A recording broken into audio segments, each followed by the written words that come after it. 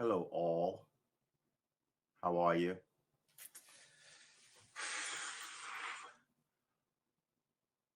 Oh, wow. We're starting off with weirdness. Yeah. All right. Why would I expect anything different? Um. Oh, might help if I plug this in. Ugh.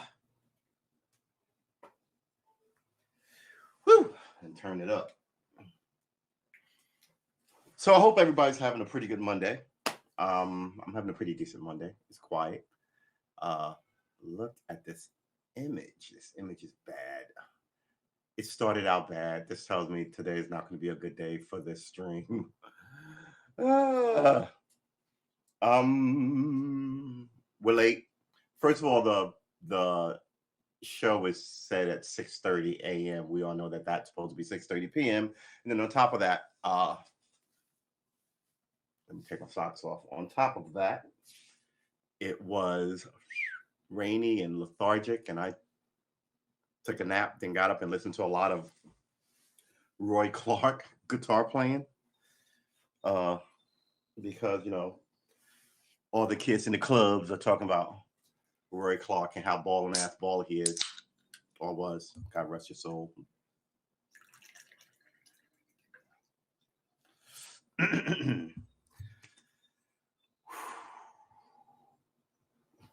Hey, William, how you doing? Is Haps my first time streaming? No, I streamed on Twitch and I streamed on YouTube before, but I've never had such issues with the video and the audio. It is what it is, right? But yeah, man, it's I don't know, maybe it's the setup, maybe the giant black wall and all this stuff, but that shouldn't really have anything to do with it, right? It's not like 15-year-old technology. But yeah, I've streamed before. All right, so what are we doing today? That is a really good question. I don't actually have a show other than being late. The show I had yesterday, YouTube took down. That might have been my fault, but that's fine. So now we're one show short, right? So show number 6 of Catching Up isn't up there. And I took it down on Twitch as well. So now it's only here. And I'm thinking about, should I take it down here? But quite frankly, I totally forgot to take it down from here, which is why it's still up here. It is what it is, man. It's hard to show images or play fucking music in passing or any of it. It really is. I mean, we are so locked out of, like I said before, if you went to a birthday party and danced a happy tune with your 8-year-old niece and you put that shit on YouTube, YouTube will strike it. It's just,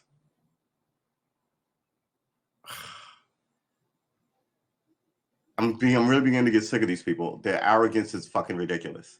And they're all over the place. And it's not media. It's just rich ass tard syndrome, right? We've got this thing going on with Afghanistan, and Biden's speech yesterday was typical Biden. It was typical bullshit. It was typical, I'm the man, I know what I'm doing. You ridiculous old fucking fool. Right now, as we speak, they're cutting the heads off of people who helped out the Americans and the British who were there and the French and all these other West, and you just left them there. You took a handful of people for to keep your quote unquote name and reputation. We took care of people, but there was a lot of people who helped you, people who fed you at their restaurants, and people, man, they weren't all interpreters, and yeah, they're all gonna die.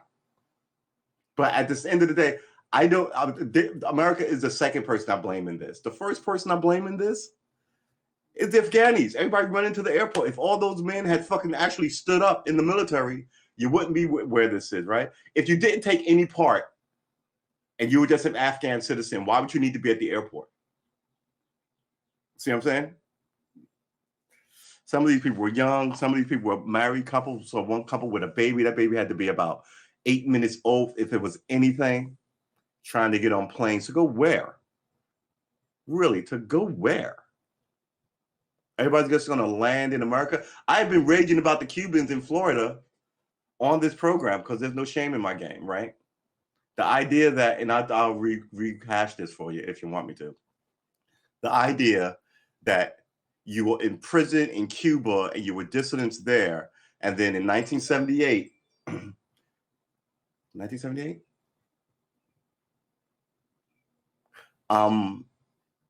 you all came here. The president was like, yeah, we'll take these refugees because communism sucks. And you all came here. You all settled in Miami. And you immediately started launching essentially an opposition to that government from here. It shouldn't have been allowed. And this is what they can't stop talking about Castro. There was a politics before they showed up in Florida, right? Black people, Southern politics. Now there is no black politics in Florida because of the Cubans. And they all went to the Republican parties and now telling you that the blacks are fucking lazy. Not all of them, but it's essentially the general gist is like, oh, wow, we came here from oppression. Oh, we see oppression here with the black people. Maybe we'll side with them. It's no, we're siding with the fucking money. So now I'm like, yeah, don't let anybody else in here. And my whole position is that I think black people should have a fuck immigration policy because all groups seem to come here and go, oh, I'm going to build my wealth on the backs of these poor fucking people. So yeah, don't bring 100,000 fucking Afghans here. We've seen how that works. And that's just a giant boat lift with the Hispanics, right? The Latinos, are they Cubans? Hispanics are Spain, right? I think. And Latinos is everybody else. So yeah, but remember, all these people came here twice, right? All these people came here. The Irish came at the end of with their potato famine, which coincided with our Civil War. So at the end of our Civil War, all these Irish people came here and immediately started joining police departments. And this is why you get the bagpipes and all the Scottish hats and the kilts. That wasn't a thing until they showed up. And all police departments are what? Hateful of minorities, hateful of black people specifically. But I charted back to that time when all those people showed up here, right? And then the second wave was all these people showed up on Ellis Island, right? The Italians infiltrated the New York City Police Department. What is the New York City Police Department's situation with the black community, the Spanish community? Right, you let people come here from homogenized places. Essentially, you don't keep an eye on them, and they start all kind of bullshit. And citizens who, like, I'm talking just on black people. My family has been fighting for this country since before the country was a country. So I see this, and I just kind of go, all right, don't even try and sell me on the nonsense of it, because I know history, and I know, sadly, I don't think it's human nature. I just think it's shitty people not being kept an eye on. Right. And I'm not saying this all the Italians who joined the police force. I'm not saying that. I'm not saying all the Cubans who came in here with the Marianas boat lift in '78 are all, But yeah, they fucking put a nice long dagger in black people's movement here. And that's just fucking history. You want to run out and go, you're a racist, you hate this, okay, fine. I'll accept that. And I'll also call you an idiot for not knowing what the history is, right? And I'm talking about if you're American and you're here. If you're not American, you're in Canada or somewhere, I don't expect you to know this stuff. But when I go, I'm not for that, and you go, how dare you not be for that? And then I tell you why, I don't even want to hear any more out of you, right? Because I've had this. I've been like, well, I'm not for this because so-and-so is unfair. And people act like I didn't say anything. Well, and then they try and caveat and couch it. It's kind of like, no, I've suffered too long. I've marched for the gays. I'm looking at the gay movement now, and I'm just kind of like, that is ridiculous, right? You shouldn't be beaten up. You should be able to date who you want. You should be able to marry. You should be able to drink in that bar. What's wrong with you? I'm marching for you for that. Then the parade shows up, people in banana hammocks shaking their dick, and it's a parade, man, right? I'm from a whole line of religious people, a lot of pastors in my family, a lot of very spiritual women in my family, religious women in my family. They all get called stupid because they believe in God. And the best thing to be is an atheist. Okay. I can't live. You can't live and let live with the Christians. And I'm not talking about the conservative ones who get like this bad reputation, right? Because a lot of the Southern religion is based in racism. They used to plot these things out in churches before they went on cross burnings. They blew up churches, right? Famously killed 4 girls in the Ebenezer Baptist Church. So yeah, I'm a little wiki about some people's spirituality in this country, but other people have a long spiritual history and no violence in it. And yeah, so I don't see enough being done for my community, so I'm officially over a lot of it. Obama supposedly said before, don't underestimate Biden's ability to fuck things up. Did he say that? That is awesome. I heard that he didn't even like Biden. They didn't like each other.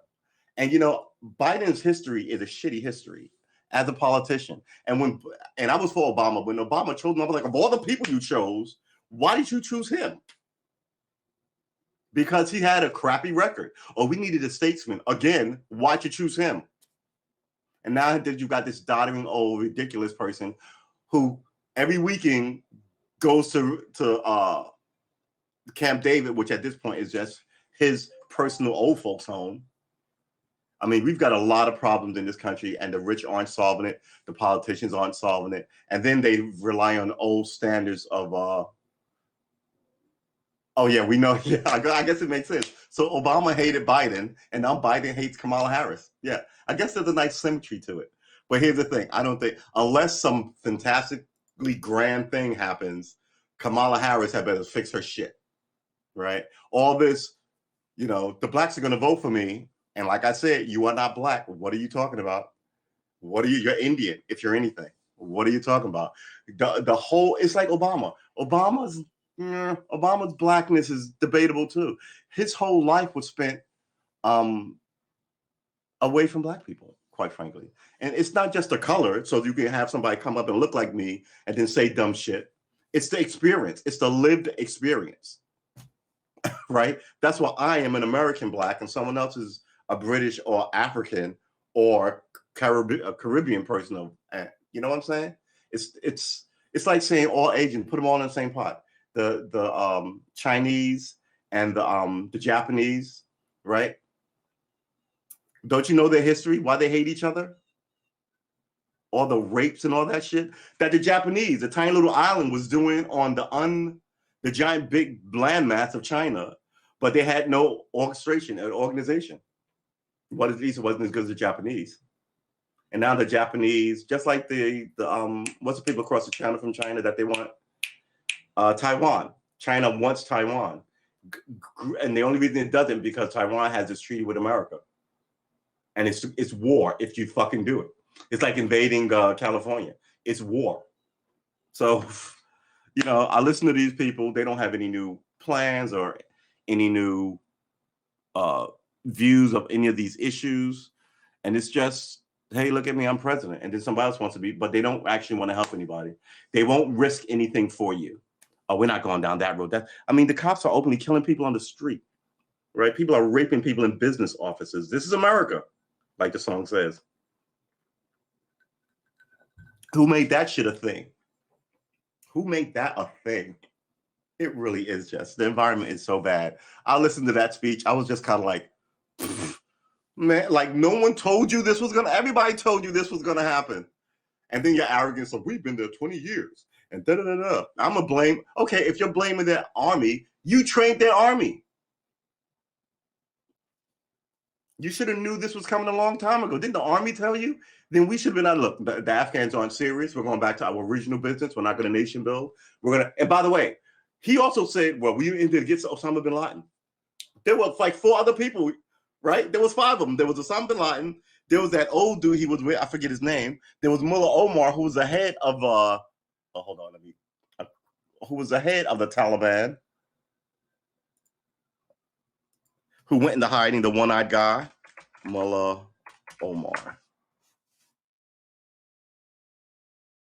Yeah, he's still walking. Well, I think I'm assuming he's still walking around, right? Why should I not assume that? Why would you assume he's dead? You know what I mean? I'm not saying but I'm saying, excuse me. Yeah, all these Mullah Omar. Yeah. Yeah. He's likely still alive. He is likely still alive. The last days of Taliban had Mullah Omar. Oh, did you really? Where you died April 2013. You did not kill Mullah Omar. He's been, Okay, fine. That's one. What about the other guy? There was like 5 of them. Who's the other 3 guys? Osama bin Laden and the other old dude who started Al Qaeda. Oh, Quaid. Is it a U in Al Qaeda? No, it's not. We put U's and stuff. QAE Al Qaeda. All right. Da da da da da. Right? Because one was a military guy and one was like the spiritual leader. What happened to him? And granted, he was old, but what happened to him? Where did he go? Ayman al-Zawahiri. This fuckstick is still alive. Our business is not done. Ah, man. I don't even know what to fucking say about these people. Assumed office, he's still alive. Born, no death date. Okay. All right. Business was not done. You got sidetracked, and then you fucked it up. Oh, don't even get me started. Don't even get me started. Let's talk about something else. That speech was just, it was the height of fucking fucktardery and arrogance. You know, he's been sitting there being arrogant in government for 50 years. Man, yeah, we're going to get our lunch eaten because these people run the place. They're wholly incompetent. And then they put their sycophant friends in all these positions.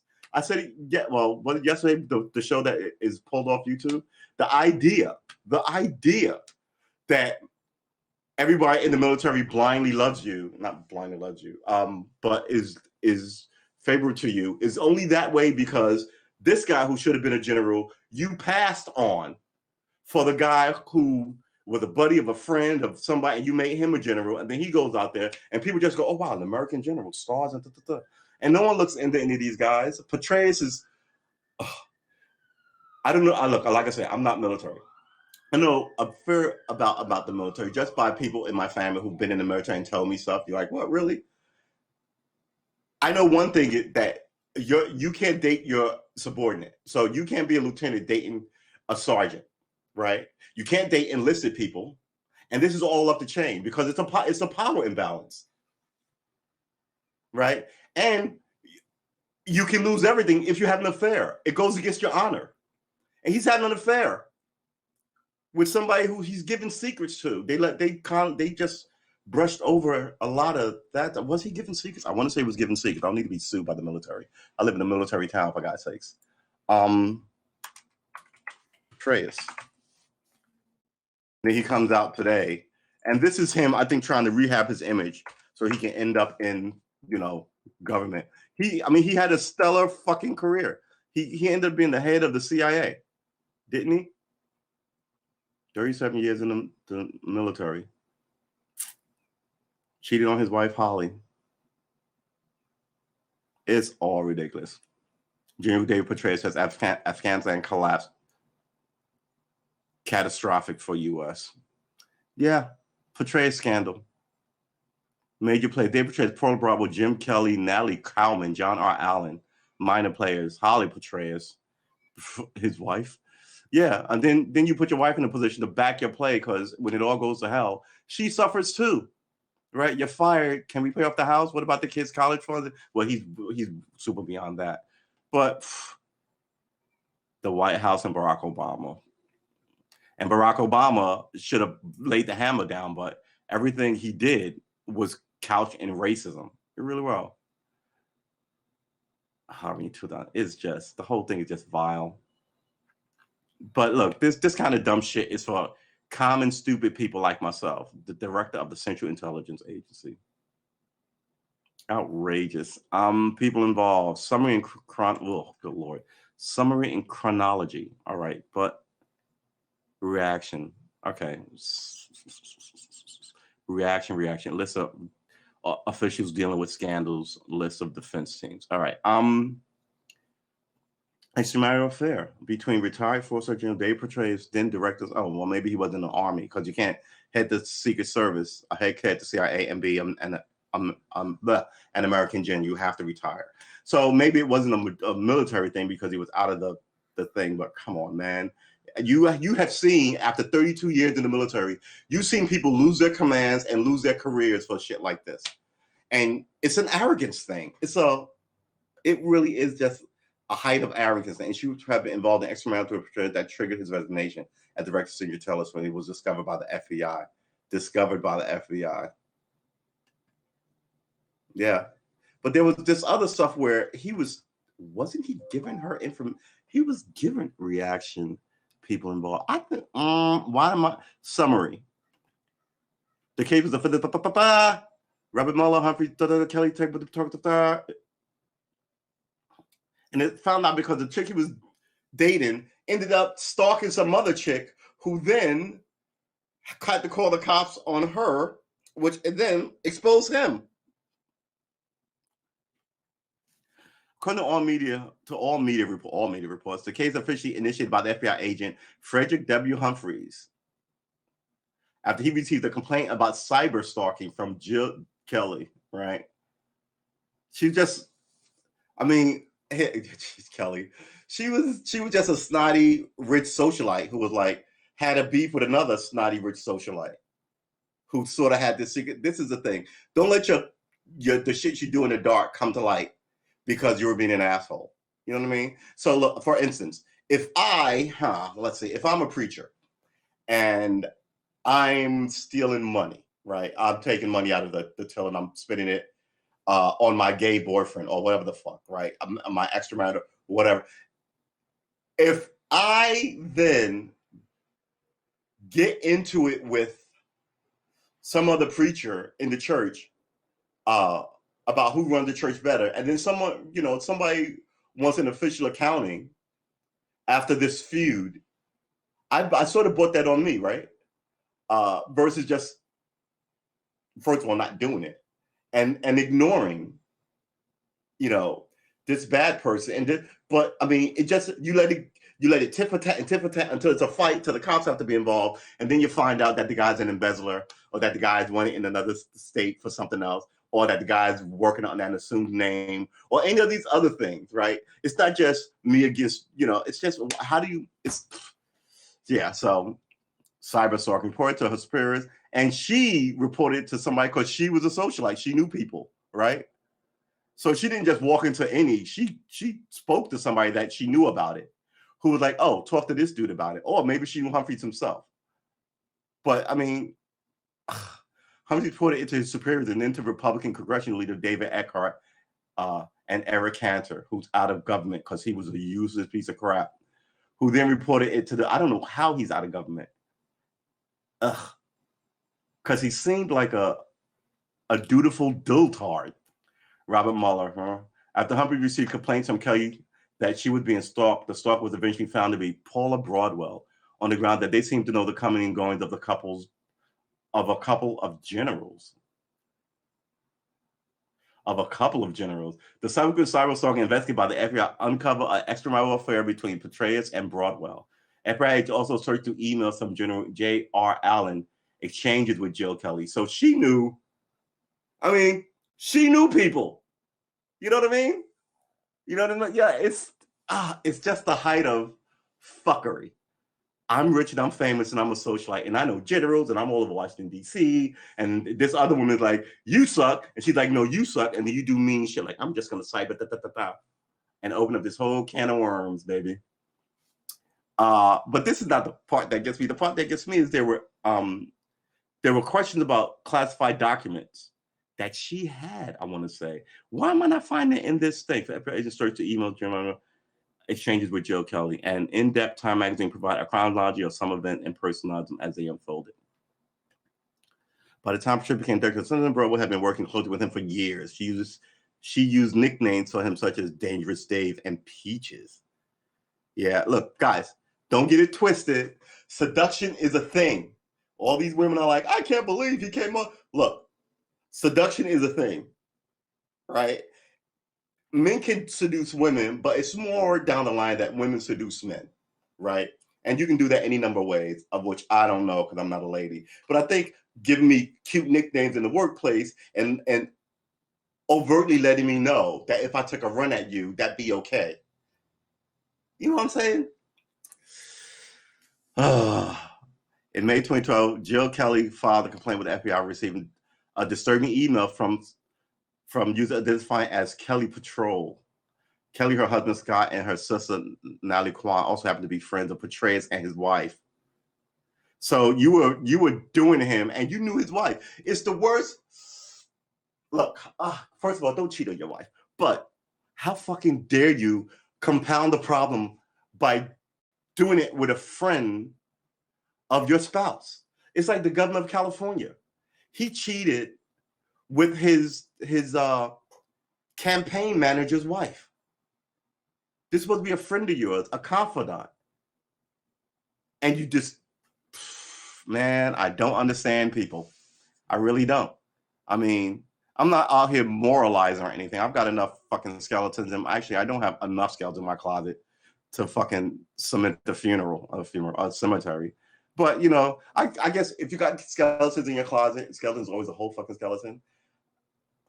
Maybe I have a hand, an arm, maybe a leg. I think that's most people. I don't want you to know about this arm skeleton I have in the closet or this leg skeleton I have in the closet. I don't know. I'm embarrassed by it. I shouldn't have done it. Or, hey, I'm proud I did it and I got away with it, but I don't want nobody to know about it. Either one of those things, right, is a skeleton in your closet. It's not always something you're embarrassed by, right?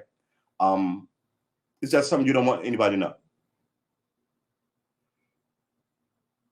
But to be under a global spotlight, CIA director, American general. He was ahead of a lot of big shit. Of generals, he was one of the elite generals. And being a fucking general is elite enough. And on top of that, you were the elite of all those. And then it just became a boys club nonsense bullshit fest. Also fake names to create webmails, right? Because I forgot I use electronic metadata that pinpoint the time and places of the IP addresses.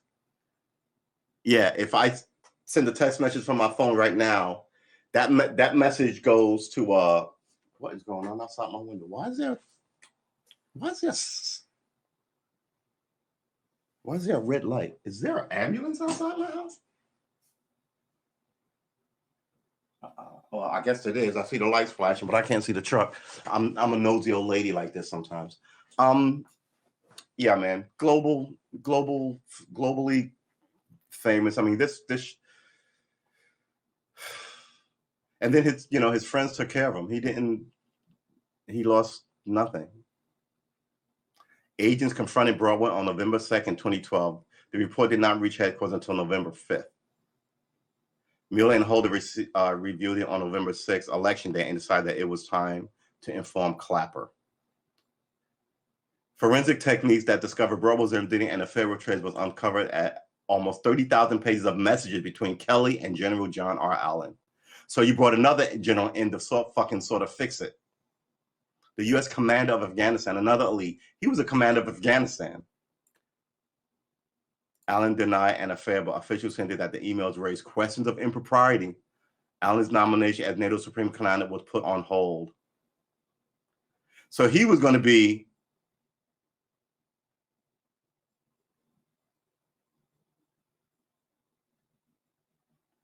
the U.S. commander in Afghanistan, and this derailed that. He was a rising four-star general.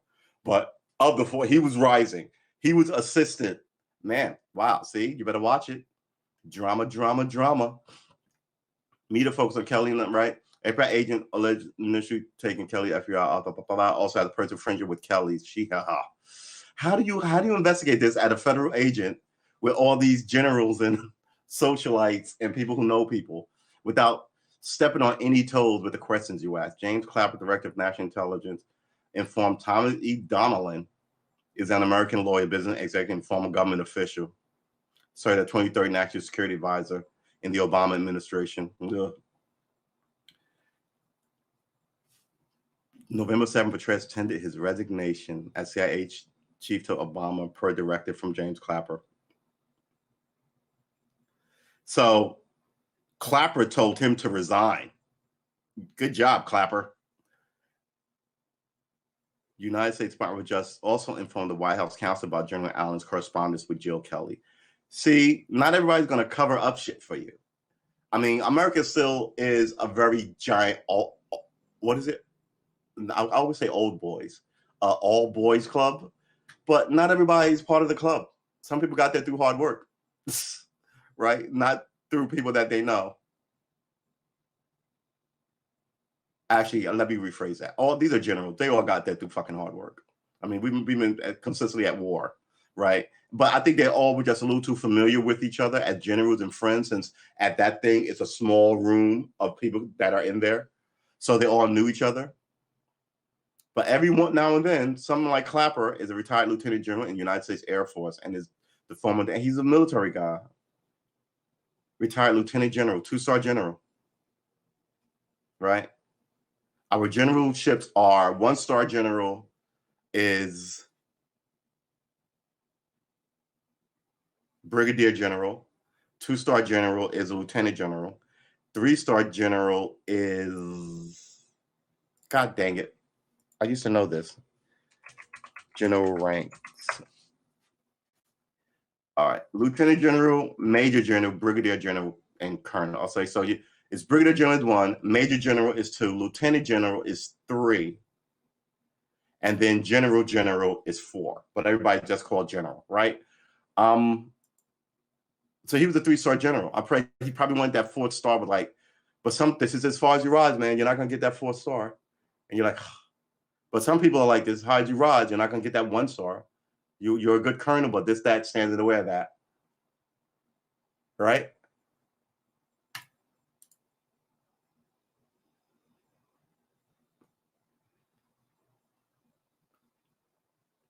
General Allen's correspondent with Joe Callan. Number 7, Petraeus tendered his resignation as per directive from James Clapper. He directed him to resign. Because 3-star ordering a 4-star to get out of there. I kind of like the energy of that. I didn't know that. Petraeus resigned as director, having a sexual relationship with his biographer. On April 23rd, Petraeus pleaded guilty to a misdemeanor charge of mishandling classified material. He was given a 2-year probationary period and a fine of $100,000. So this is where your friends come in. I mean, why did she have it? Why did she have it? Yeah, so, yeah, man.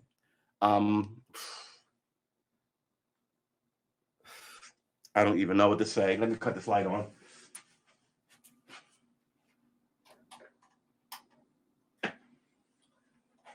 I don't know what to say.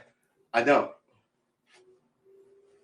America is what's the word I'm looking for? America is sort of a soap opera, right? We follow this stuff. I mean, I don't follow it like a soap opera, but we do follow this stuff like soap operas.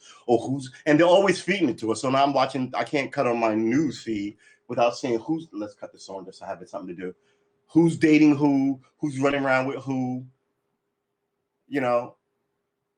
I sit here and I say, first of all, everybody's a sycophant. Everybody's streaming, oh, you're great, and I love you, and this is so fantastic. I got a problem with that. Then you'll get 1 million people. I don't like it so much on Instagram or whatever. You get 1 million people in an hour telling you how you fucking suck, that you don't love it like you should. That's people. So the woke mob is not the Twitter idiots. It's 2 different things, right? The woke mob, as they like to call it, is just, first of all, be woke if you're black. You know, they're trying to demonize the term, but the term generally means don't fall for the bullshit by these people and their dirty tricks. You've been black in here, and your family has been black here, and woke is the black thing. So no, it doesn't go for the Asians or the Latinos. It's a black thing. It goes back to 60s civil rights, right? Yeah. You can talk to her. Let's hear about it. No, I'm going to talk to you when I get a lawyer. Why? Why am I trusting you? Because you're a policeman? Oh, right, whatever. They know that they beat the confessions out of people. For you to tell me the American justice system doesn't have problems, for you to tell me, like Biden said, that America isn't racist. All the murders, what are you talking about? They've been weekly and almost every few days since the fucking founding of the country. I mean, my goodness gracious, the whole thing is just, and then you expect me to take you seriously when you say shit. Your whole career has been just stupid, unhelpful to everybody but yourself. And now you're fucked up Afghanistan. Afghan falls from U.S. military after climbing to aircraft in video. He fell from the air. First of all, this is not the movies. What were you going to do?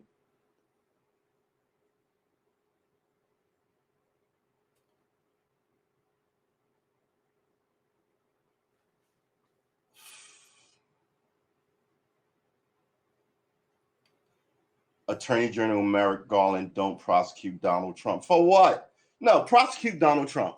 That will be the final nail in the coffin. Because the next president is going to be Republican. It's not going to be Kamala Harris. And no one is going to primary, if you can primary, Biden. No one's going to do it. And, I'm one of those who believe that Biden is not long for this world. I've always said, he'll do like maybe a year. He might get but after that, and America has a weird glitch in this thing where if the president serves 2 years, you can complete his 2-year term and then run for yourself, and then win 4 years, and then if you win again, get reelected and win 4 years. So you can essentially do 10 years, right? It's super rare that happens, but if he died, let's say now, he's only been in office for 8 months or so. What is it, the 8th month, right?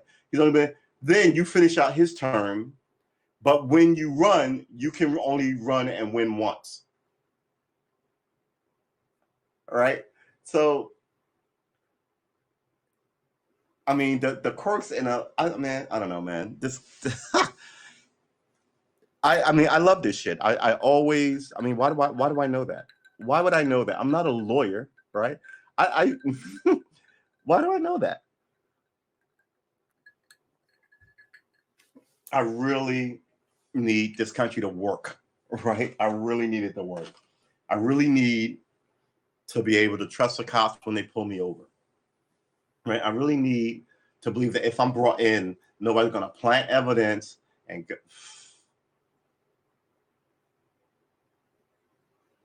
don't tell me to have faith and then give me no reason to have faith in you. This Afghanistan thing is just fucking appalling. It really is appalling. The one thing he did say that I agree with was, essentially he said, if the Taliban fucks with us on the way out, it's their ass. And I was like, oh. So if the Taliban is smart, they'd wait for the Americans to leave. I mean, they're still cutting people's heads off now. They shot 5 people at a border checkout, right? Because they're fucking savages. But I think they're not so stupid as to be like, yeah, we probably don't want the Americans and their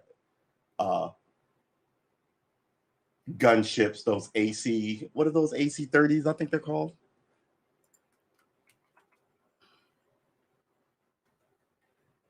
AC-30s, right? AC-4. Oh, let's see. But I get why. I mean, and plus, oh God, dude, the military spent all this time there. They lost countless cohorts, right? People who were there for us.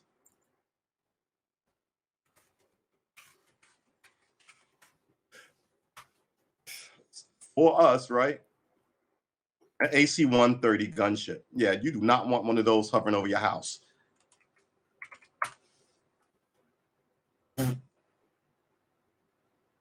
Yeah, let's put this up. Oh my God. Look at this thing. This thing is a beast. Oh, do you want that over your zone? I don't think you do. Wow. It just tilts itself to the left like this and just opens up these guns on you from stupid distance. You're not going to shoot it with an arrow. I mean, yeah, man. These things, and there's not just one there. There's a whole bunch of them over there. But here's the thing. They're driving around. Another thing that I look at this thing that pisses me off. They're driving around in American equipment. You just left all this shit there. I said it before, the American government has given its enemies more shit than it's ever given black people. $1 trillion wasted there. You could say, you know what? We've had enough of the racism and the history of this thing. We're going to end this in one fell swoop, once and for all, right? If you can track your lineage back to slavery, college education for you. Wherever you can get into, whether that's a community college or you go to Yale. We don't care. It's a one-shot deal. You got 10 years to fucking fix it because we're tired of hearing about it. You're going to get all these fucking people, like the Cubans I was talking about earlier, in Florida, telling them how those people don't need it, right? And this is what you get. You get a lot of people coming over from Europe, come to America, and making money here on the classic way you make money in America, racism, right? All these homogenized places. They come here and they go, those niggas don't deserve anything. And the only thing you've learned is not to call me nigger on television. That's it. That's it. 400 years of this shit. 500 years of this shit. 1492 by my count. Right. So the first dude came with Columbus. Columbus. He killed him though. He ran away. Columbus, black crewman. Africans came with Columbus to the New World, yeah, because slavery was a thing. Who was the black man that sailed with Columbus? Pedro Alonso Nieto, 1492, among the crew of the Santa Maria during Christopher Columbus' voyage to America. Well, yeah, tell me how long we've been here. Don't like that. We've definitely been here since the founding, right? Crispus Attucks. One of my personal, oh, good Lord, my handwriting sucks. Cyprus Attucks? What? Crispus. R-Y, Crispus. Who is Cyprus? It's Crispus. Let's go to his Cyprus. You know what? I'm just curious. Who the fuck is Cyprus Attucks? Let's put that up there. 8 things to know about Crispus Attucks history. All right.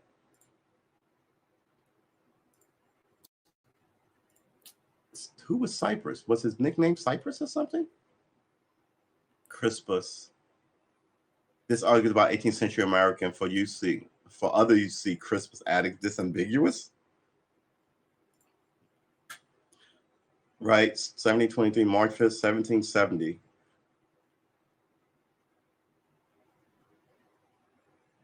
He was like 437, right? 23 to 70. Was an American stevedore. Oh, what is a stevedore? A stevedore, also called a longshoreman. Okay.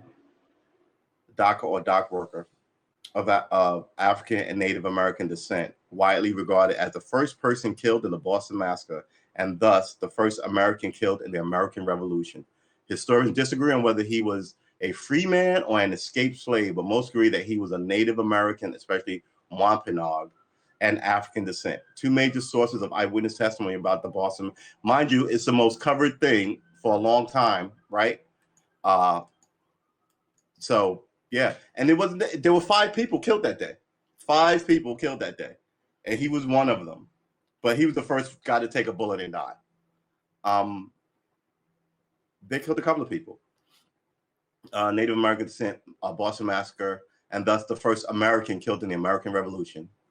Historians disagree on whether he was a free man or escaped slave, but most agree that he was Native and one part of African descent. 2 major sources of eyewitness testimony about the Boston Massacre, published in 1770, did not refer to him as black nor as Negro. It appeared that the Bostonians viewed him as being a mixed ethnicity. According to a contemporaneous account in the Pennsylvania Gazette, was one of the United States' most prominent newspaper from 1728 before the time period of the American Revolution until 1800. He was a mulatto, which is a slur. Why would that rapper get famous with a name like mulatto and then have to change it? Didn't the people who handle her tell her this? We're gonna look this idiot up later too, because she's. All right. Well, we'll just do this. How about this? We'll put this here. We'll put that here. And we'll send it there. And here she is. So she changed her name from mulatto to lotto. It's like calling yourself nigger to nig. You're still stupid. Read a fucking book. This is God. I mean, we're not even. Alyssa Michelle Stevens, known professionally as Lotto or Big Lotto, is an American rapper from Atlanta, Georgia. No. Let's hit that. Let's get this right. You know, Miss Mulatto. She first appeared in reality television series, A Rap Game, in 2000, where she was known as Miss Mulatto. You don't know shit. You're just stupid. And then you're arrogant when people go, you know that you're calling yourself, like if you called yourself stupid cunt and got famous and people are like, oh, here's another example. This is not black or white though. There was a group when I was a younger man called, can we find them? The Butthole Surfers. I was like, we went to, so he was on a venue with, not he, they were on a venue with a band that I went to see. I think it was the Spin Doctors maybe. And I was like, what is their name? And then they had a hit that charted and they had to change the name to the BH Surfers. And I was like, yeah, people are going to wonder what BH stands for. And then, you know, you cut your throat before. I don't understand people. Who doesn't think, oh, for God's sakes. Butthole Surfers. Not Butthole Surgery, Butthole Surfers. Butthole Surfers, let's get rid of me. Butthole Surfers is an American rock band formed in San Antonio, Texas by singer Gibby Hayes and guitarist Paul Leary.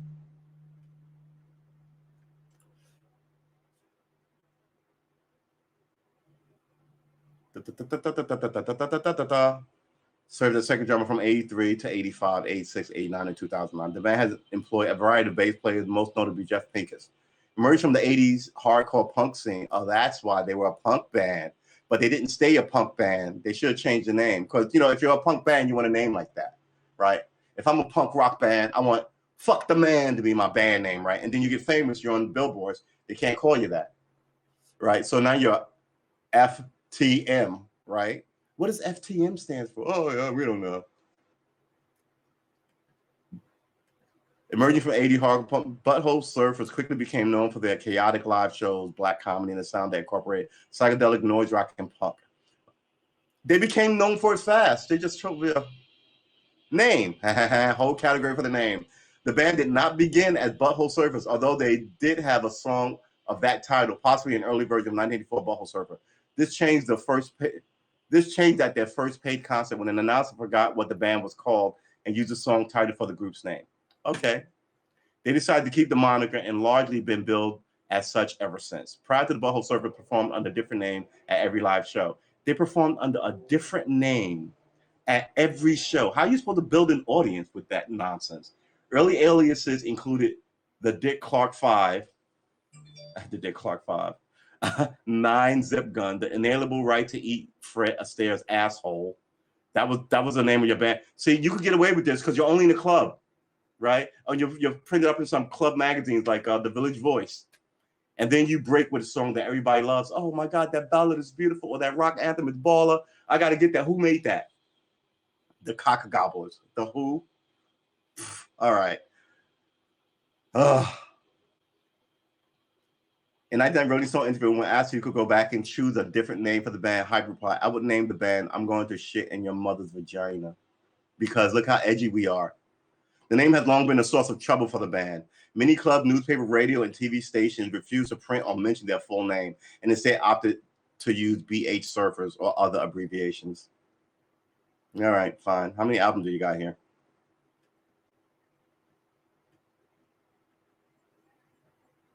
Previous touring members. All right, discography. 1, 2, 3, 4, 5, 6, 7, 8. You should have more songs. 84, 86, 87, 88, 91, 93, 96, 2001. Haven't done anything in 20 years, though. Just so weird fucking. Why? And she's no better. She should have a name category, too, because she's stupid. Alyssa Michelle Stevens was born in Columbus, Ohio. In Chambers, she moved to Georgia. She fully attended Lovejoy High School, born from a black father and a white mother. Sibling was bullied in school for being light-skinned. Who bullies people for being light-skinned in 1980? I mean, not even 1998. Who inspired her to later adopt the stage name Miss Mulatto. After the mulatto racial classification, mulatto is a racial classification to refer to people of mixed African and European ancestry. Its use is considered outdated and offensive. Let's read the rest of that. It's ancestry and offensive. A mulatto, Spanish mulatta, is a female mulatto. Etymology. Someone told me I look like this guy. This is Juan de Pereira. I really want to get a copy of this. I went to the New York Museum of Museums. What? I went to the it's what's the name of that museum? Anyway, yeah, his picture's there, and I have a picture of me standing like this in front of the poster. Look at him. He's a sexy motherfucker. So good. Look at the handwork. It's got this. It's almost like a fan out thing. It's really. Let me cut this on. It's got this sort of fanned out sort of. It's like he's holding his heart or something. It's not laying across his chest. It's very kind of like almost like he's about to strum something. It's very, man. Look at him, Juan de Pereira. All right, let's go back. And let's do this. Oh, man, did we close Juan de Pereira? Oh, man. Mulatto. Oh, no, here he is. Juan de Pereira was born into slavery in Spain. He was a son of an enslaved African-descended woman and a white Spanish father. Yeah, tell me about it. There's a lot of rape going on in this period. For people to sit here and tell you racism is gone, doo-doo-doo-doo, you know, man, don't even get me started. But yeah, I love this picture. This is my screensaver for a million years. Let's look up Juan. Juan had a really interesting life as well. Etymology. The English term and spelling mulatto is derived from the Spanish and Portuguese mulatto. It was a common term in the Southeast United States during the era of slavery. Man, I can't even. Abdullah Abdurrahman. All right, I don't know who he is. I mean, the whole thing is built on rape. It's built on rape. And for people not to get that, I just don't even know what to tell you. Juan de Pereira, 1606. Madrid. So he was, I want to say, 62. Well, a Spanish painter born into slavery, and he was a painter, of course, in Antequera near Malaga, Spain. He's known primarily as a member of the household and workshop of painter Diego Velazquez, who freed him in the 1650s. His 1661 work, The Calling of St. Matthew, sometimes referred to as the Vocation of St. Matthew, is on display in the Museo de Prado. The Museo del Prado. Museo, I guess, Museum of Prado. What does Prado mean? In Spain, in 1965, Elizabeth Borton de Trafina published a fictionalized autobiography entitled I, Juan Pereira. Let's get his bio. Juan Pereira was a Spaniard born in slavery in southern Spain. Slavery was fucking every place. In the Antigua in Malaga around 1610. Little is known of his background, although Antonio Palomino described him as a Morisco, convert from Islam. So he left Islam to become a Christian in Spain. All right, fine. Being of mixed parentage and an unusual color. The first known reference to Juan Pereira as a painter is in a letter addressed to Pedro Galán, attorney of the city of Seville, written on the 12th of May, 1630, in which Juan Pereira requested permission to move to Madrid in order to continue his studies together with his brother Giuseppe. The authenticity of this document is questioned since within it, he claims to be a free man and does not once mention Velazquez. It is unknown. Yeah, Velazquez was a famous painter. Why would he not mention him? Maybe Velazquez had his own issues. Maybe he wanted to do it himself. It doesn't mean it's fake. The authenticity of this document is questioned and is within claims to be a free man, does not once mention Velazquez. It is unknown at the time he began serving Velazquez. In 1642, he signed as a witness in the power of attorney for Velazquez in a lawsuit against scribes in criminal court. Scribes were like reporters, lawyers, right? What is a scribe? Writers, essentially. Let's search the word scribes, baby. Historian, a person who copies out documents, especially one employed to do this before printing was invented. An ancient Jewish record keeper or later professional theologian and jurist. Why is it Jewish record keeper? All right, fine. I don't care. In a criminal court. So he wrote something out. Someone else wrote it out finer for him before it was printed, and then they fucked it up, I guess. Or they printed and then he didn't pay them. He signed as a witness in the power of attorney in a power of attorney for Velazquez in a lawsuit. It is unknown what time he began serving Velazquez. In 1642, he signed as a witness. He was a witness in a power of attorney for Velazquez in a lawsuit against scribes. He's as a witness in a power of attorney. Okay. He was a witness. This is weird. He was also a witness in October and December 1647 for two other powers of attorney to manage his assets in Seville granted by Velazquez and his wife Juana Pacheco. He would again sign a similar document. He's doing a lot of power of attorneys here. 1642, 1647, and 1653. 42, 47 is 5 years, and 47 to 53 is 6 years, right? For Velazquez, for Francisca Velazquez, daughter of the painter. Oh, so he was obviously a family friend. In 1649, and it didn't fuck him over, so he did it multiple times for the family, right? In 1649, he accompanied Velazquez on his second trip to Italy. This is where Velazquez painted his famous painting, Portrait of Juan de Pereira, right?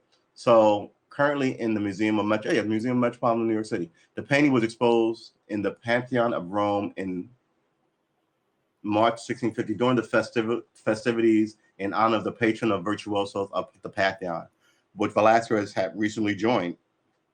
All right, another rich guy's group. On November 23rd, while still in Rome, Velazquez granted him a letter of freedom, which will come into effect after 4 years on the condition that he did not escape or commit any criminal acts in that period. The document of this manumism, all right, we gotta look up manumism, discovered by Jennifer Montague, is held in the archive, is a British, okay, she's still alive. Let's hear it. Manumission. One more time. Manumission. Manumission. All right. Released from slavery. A letter advocate for manumission. A leading advocate of manumism. Released from slavery. Okay, manumism. We thought it was, here we call it what? What is it?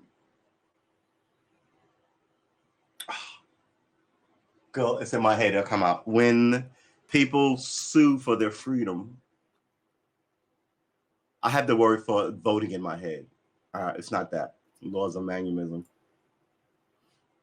Enfranchisement is what we call it. Enfranchisement. Disenfranchisement is an act of freeing slaves by the owner. Yeah.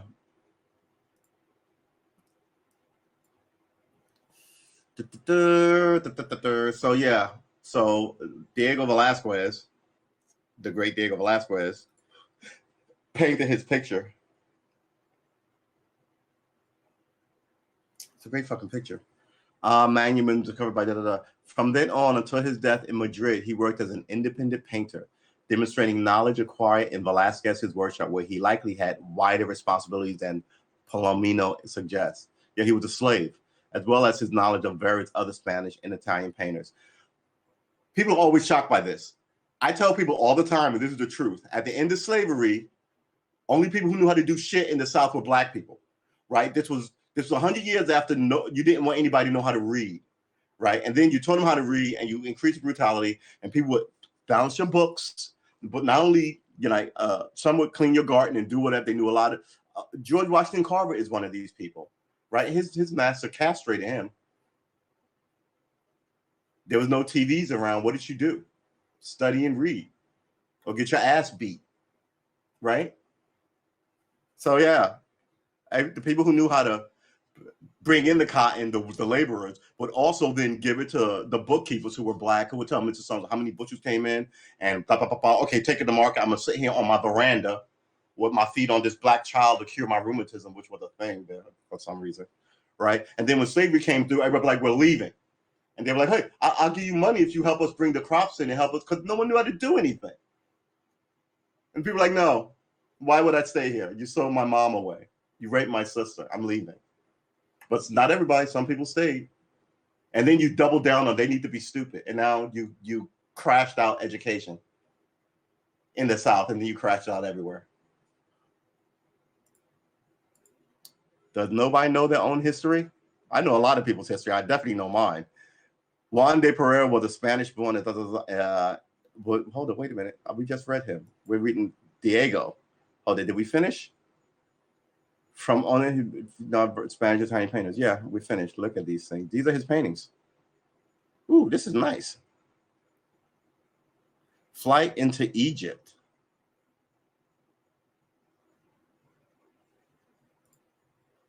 El Bautismo de Cristo. Museum de Huesco. Museum de Port. Wow, this is pretty good shit. Look at the color here. Like, look at, oh man, I hate when you click on something and it doesn't let you. All right. Yeah. Look at this. Look at Jesus' glowing aura.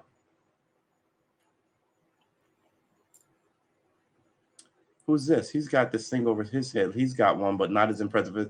No, these are his disciples. So he's got one, and he's got one, and he's got one. So this is the last. This is not the Last Supper. He's got one. He's got one. He's got one. He's got one. No one else has one. What is this? Look, why is this tied around the? Okay. Look at the vases. Look at this. Really fucking balling. Oh man. Spurs go back a long ways. Look at them socks. All right.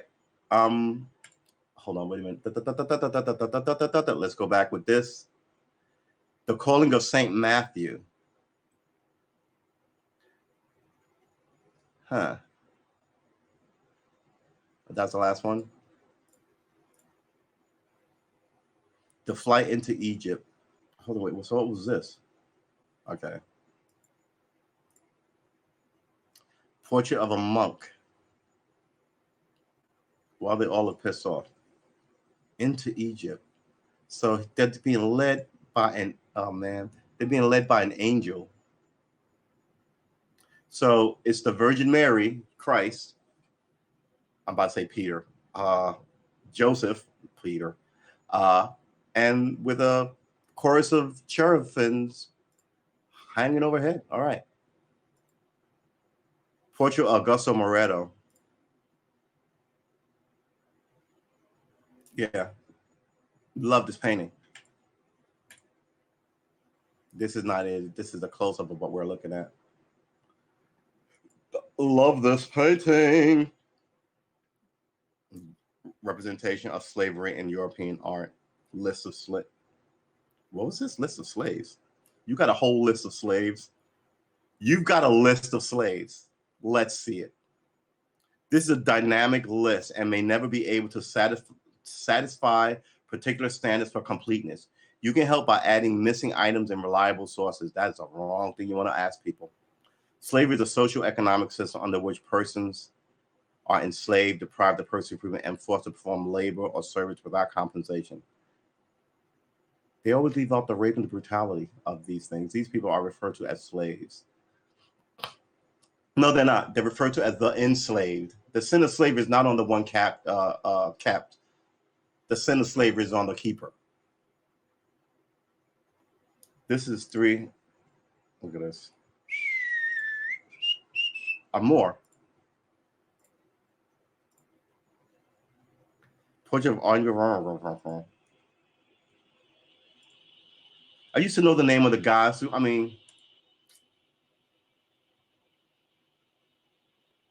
Aesop. Oh, Aesop Fables, the great poet.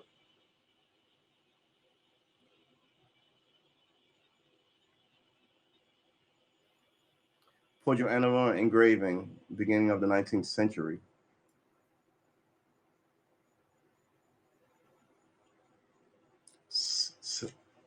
Cesareli Ghazi Hassan Pasha. I'm going to have to come back and look at this because, come on, Pope Clement the First died. Pope Clement the First died 100. The fourth pope, according to Catholic tradition, he may have been a freedman of Titus Flavius Clemens. So somebody who was a slave, the Pope, if that was true, they would still be getting publicity off of that. Dred Scott lost a legal suit for his freedom in the United States Supreme Court in 1857. The Supreme Court does nothing but get it wrong. A Romanian sold as a slave as an orphan was bought by Samuel Baker, who married her. Bought your wife. All right. Frederick Douglass, foremost African-American abolition of the 19th century. Douglass with 2 S's. I love his story. Gordon, the famous picture of Gordon with whip marks on his back. I mean, what are you supposed to tell me? Can't even. We're not. No. This is a rabbit hole. We're not going down. Let's close this. Let's look up Diego Rodriguez. Diego Velazquez Rodriguez. Velazquez. Birthplace. Old woman frying eggs. 1618.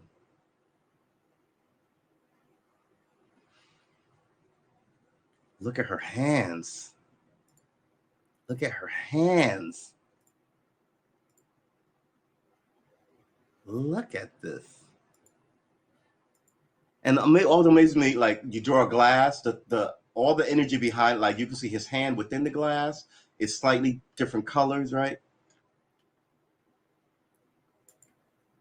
The shirt's like the liquid inside, and yeah.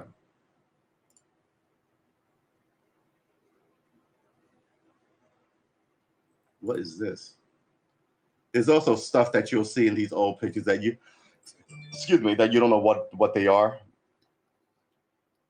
It's like in 1,000 years, if they find like some picture, they're going to be like, oh, hey, this is a picture of so-and-so at the beach. And we think this weird brick, they all had one. We don't know what they were, but they all had one. We think it might have been a purse or a wallet.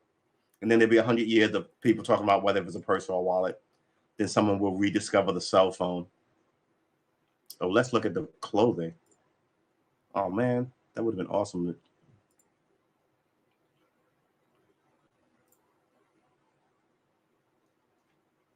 Triafuno de Baca. Don't even know what that means. I think it means bacchanal, right? Everybody's drinking and winding it up. Portrait of Infanta Maria Theresa, Philip IV's daughter, with Elizabeth of France.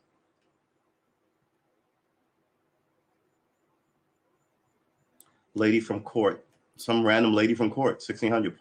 Portrait of Pablo de Valois, 1613. Court fool of Philip IV. He's the court fool? He's the court fool. He must have been a stand-up kind of joking kind of guy. Because what happened to all the weird colors? Maybe he didn't want his picture to be forever associated with that, so he went in all black like everyone else seems to have been doing.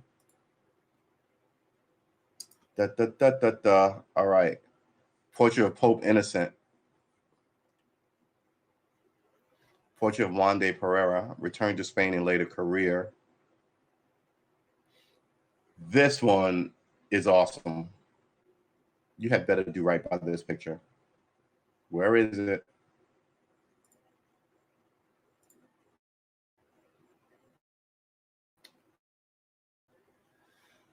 It's always something. Is it too big? Is it too fantastic? Is that it?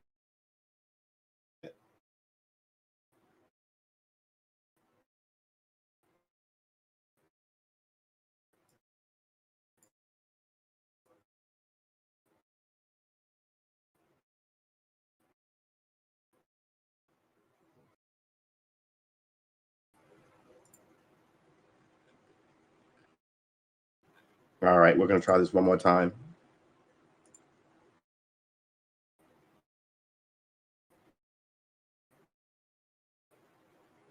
All right. This painting is cool because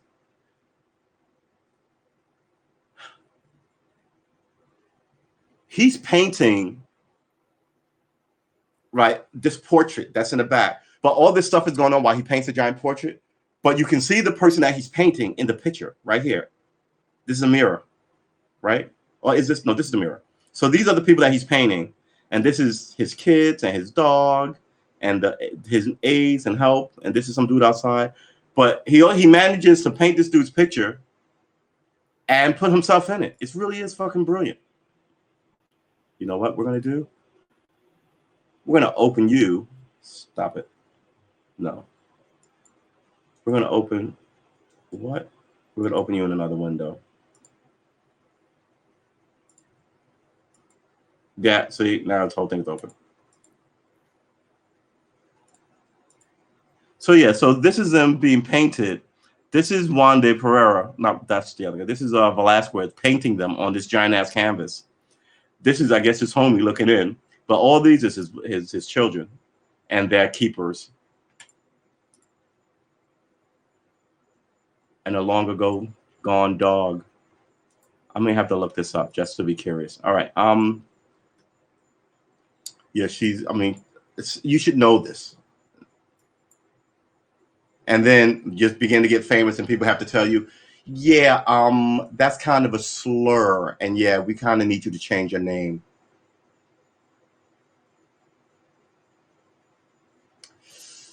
One of the infantile traits of the eldest daughter of the new queen appeared to be the subject of Los Meninas in 1656, English, a maid of honor.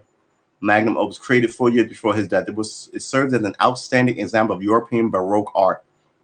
Luca Giordano, a contemporary Italian painter, referred to as the theology of painting, and in the 18th century of the Englishman Thomas Lawrence cited as the philosophy of art. However, it is unclear as to who or what is the true subject of the picture. It is a royal daughter, right? Or perhaps the painter himself. The king and the queen are seen reflected in the mirror on the back wall, but the source of the reflection is a mystery. The source of the reflection is supposed to be one of their eyes looking out on the scene. And you can see them looking at him, the kids, and the door because it's their point of view. But that's the way I was told it was. It's unclear who or what is the subject of the picture. I agree with that. Is it the royal daughter or perhaps the painter himself? Good question. The king and the queen are seen reflected in the mirror on the back wall, right? But the source of the reflection is a mystery. Are the royal pair standing in the viewer's space, or does the mirror reflect the painting on which Velazquez is working? So they're saying the painting, but why is Velazquez not in it? I see what you're saying. It's just an amazing fucking picture. It really is. Painting. And look how big it was. Look how big the fucking canvas is. 31, what is this? 125 inches by 108 inches. 125 inches is what? 10 feet by 10 feet, 10 and a half feet by, I want to say 8.5 feet.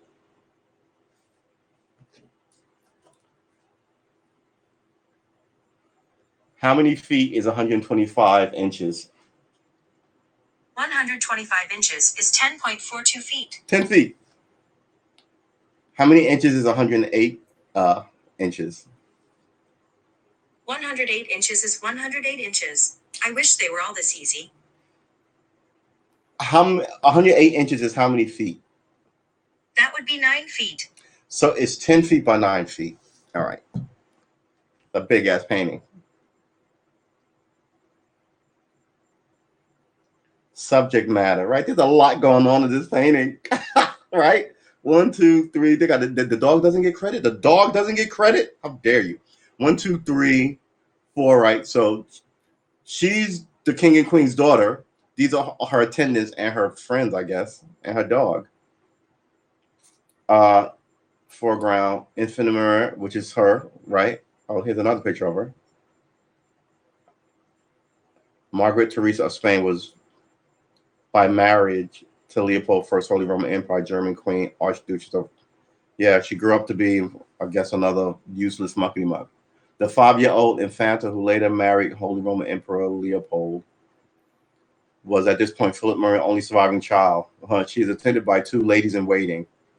Okay, Donada, all right, that's one, and who is poised to curtsy to the princess, and who kneels by Margaret. Okay, and her. She holds a golden tray. Of course, she does. To the right of the infant are 2 dwarfs.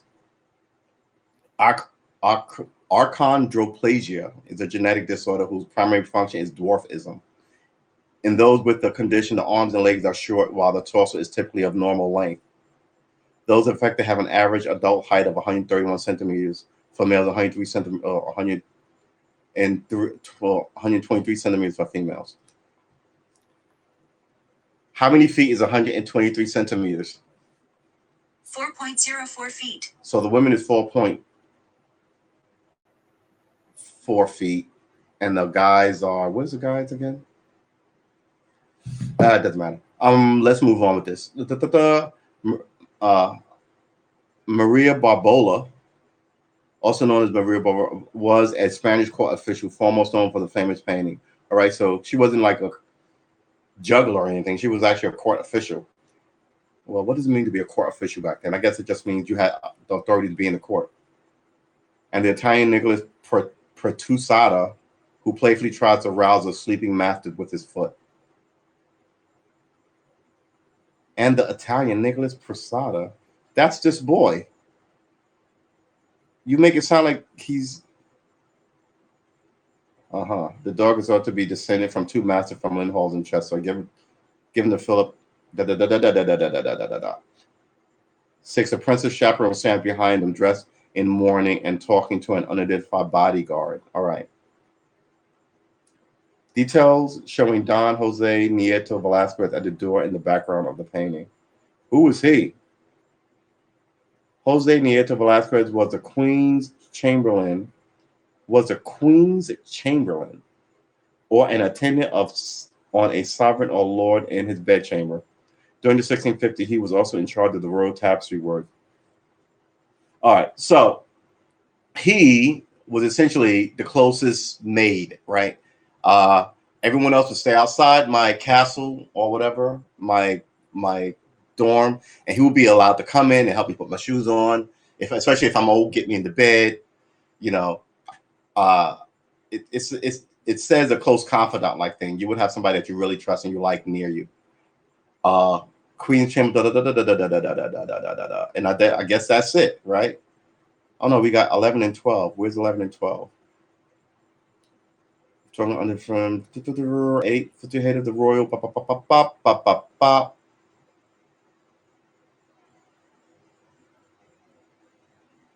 I want to see what's up with the dude in the door. Velazquez himself is pictured to the left of the scene, looking outward past a large canvas supported by an easel. On his chest is a red cross of the Order of Santiago, which he did not receive until 1659. 3 years after the painting was completed. I bet they were like, hey, he put out look. Yeah, you know what? You're in, buddy.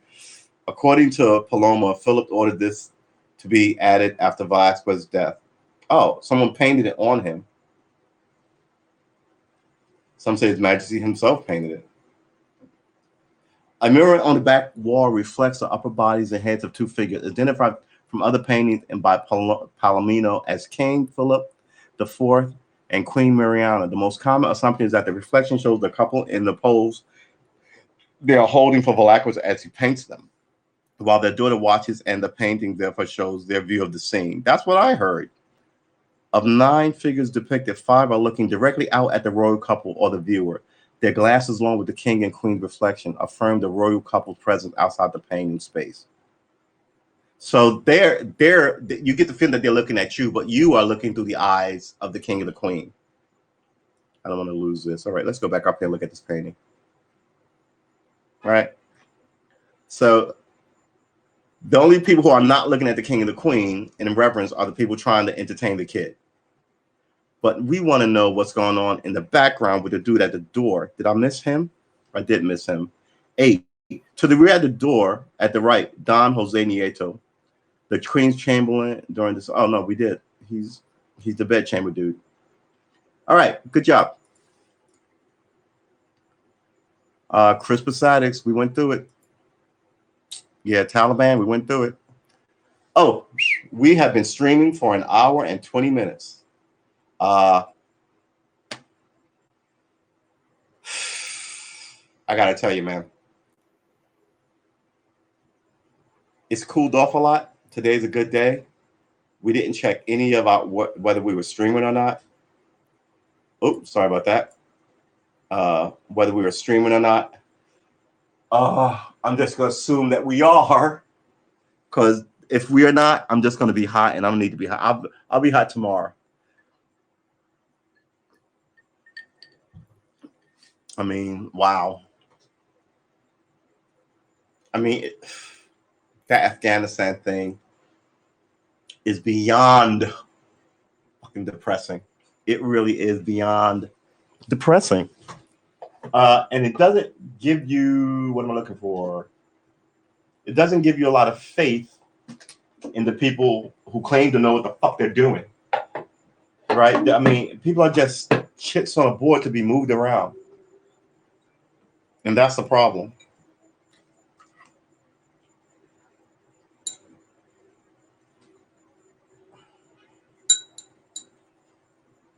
Don't mess with me.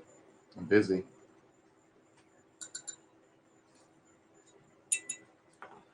We're moving away from smoking and going back to smoking.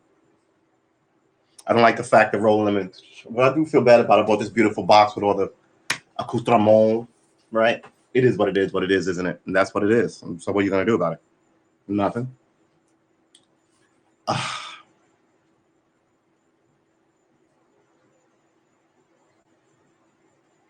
Sort of outrageous, isn't it? It really is outrageous.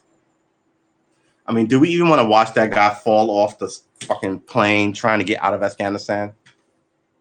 And I hate to say it, but my thing is this. If all those people at the airport had seriously joined the AFG, Afghanistan.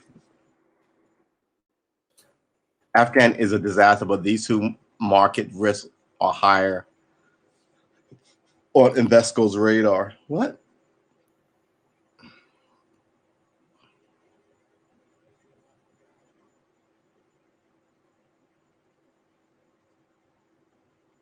Taliban forces take Kabul. Live update 16 minutes ago. I wouldn't even, man, I'm telling you, complete and total war with these fucksticks. There would not be much left standing. And I'm an asshole. I would poison the water. I mean, $1 trillion? Fuck you. And of course, here come the Russians sliding in there, because the Russians give a fuck about anybody's human rights, but they're like the leading class only. So like the head of the Socialist Party in Russia, right, which is Putin and his cronies, and in China, the head of the Communist Party there. I mean, they're a communist fucking outfit. They just use democracy now because communism, like they said, wasn't working. So they pivoted, and then they got rich, but no one else can get rich in China. And then you let them come here. Some people are incompatible with American society, and we should not have some people come here. And you can take one or two, this dissonant, that dissonant, but to take them by the hundreds of thousands is fucking ridiculous. And you don't really deserve to have a country when you do shit like that. So yeah, I'm waiting for the next stage of America, because this shit is not long for this world. It really is not.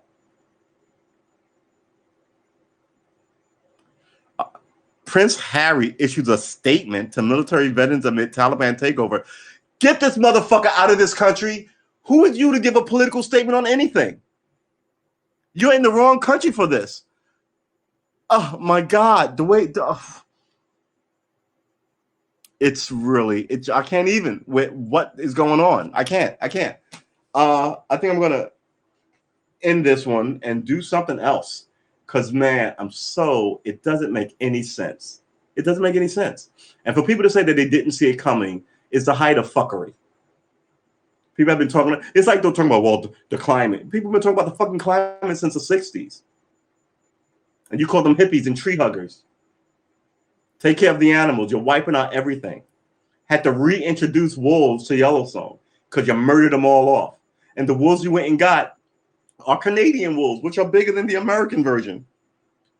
Oh my God. Difference between Canadian and American wolves. We go, man, that is a sentence different. Yeah, all right.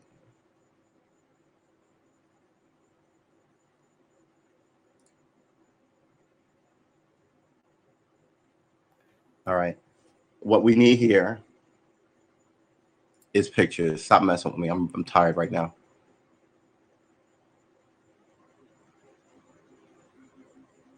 New European wolf versus North American.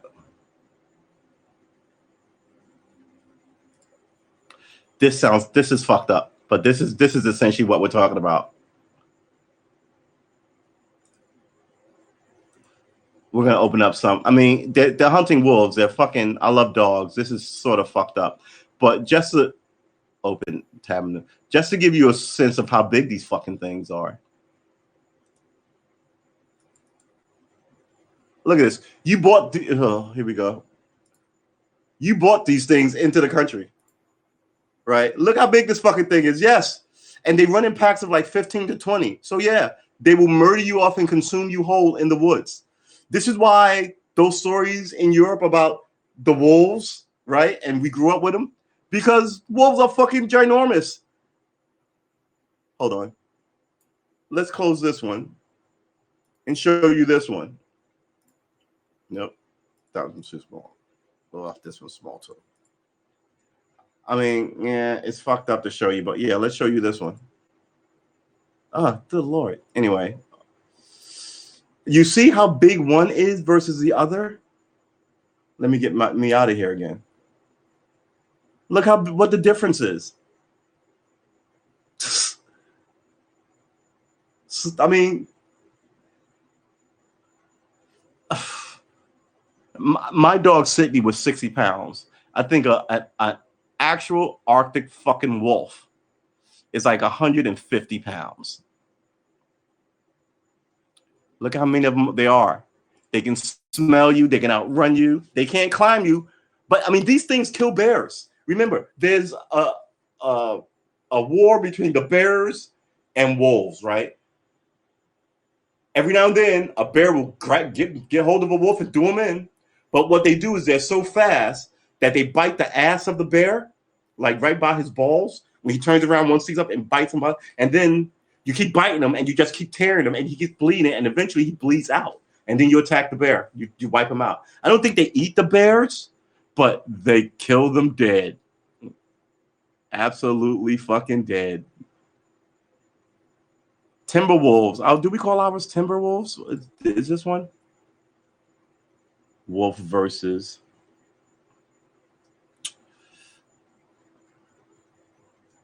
And people want to play games with these things like, yeah. And wolves are not dogs. There's been some domesticated wolves. Like if you do this with a dog, let me put myself back up here. If you do this with a dog, they'll follow your hand because, ooh, they're so used to being fed after 30,000 years with us. But if you do this with a wolf, they're not following your hand. They're looking in your eyes, right? I mean, they're a totally different animal, right? All dogs are not the same, just like all people are not the same.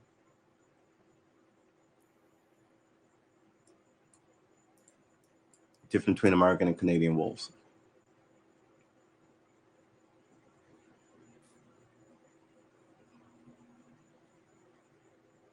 Oh, really? Arctic wolf. How big is an Arctic wolf? Canadian timber wolf. Wolf size chart. You have a pretty good chart.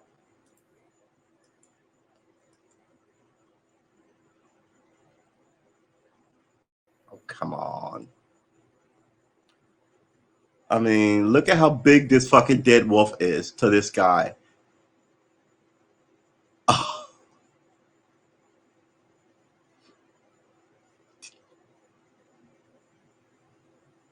growing up to 136 kilograms.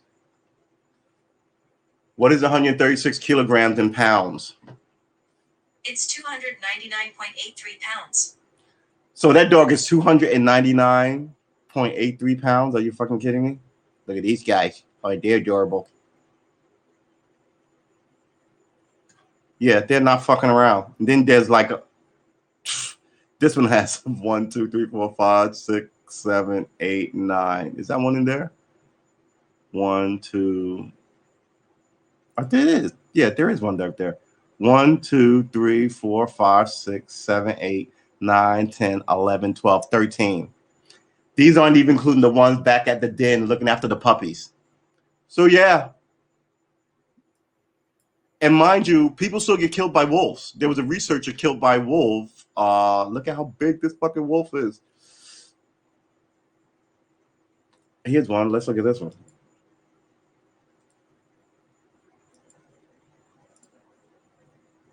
I mean, come on. They gotta be big because bears are fucking ginormous. You're not outrunning these things. Coyote, yeah. I don't know. All right. Fan of dogs, but seriously. You know what? Let's look up wolf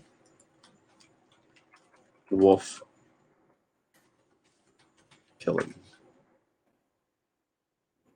Up to 90% of state wolves because people are fucking morons. There's too many people in the world. If there really are. You can't kill off everything because you want to build a house. There won't be. It's going to get to the point. The only creatures you see will be in zoos. This is, oh, look, now there's like 800 wolves left in the world. And you can be happy with all your plastic bullshit and your clogged, man. Yeah, time to be a bit of a tree hugger. Time to be a bit of a tree hugger. Wolf.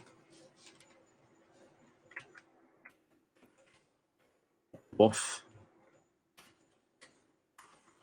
Wolf. Killing human. List of wolf attacks in North America.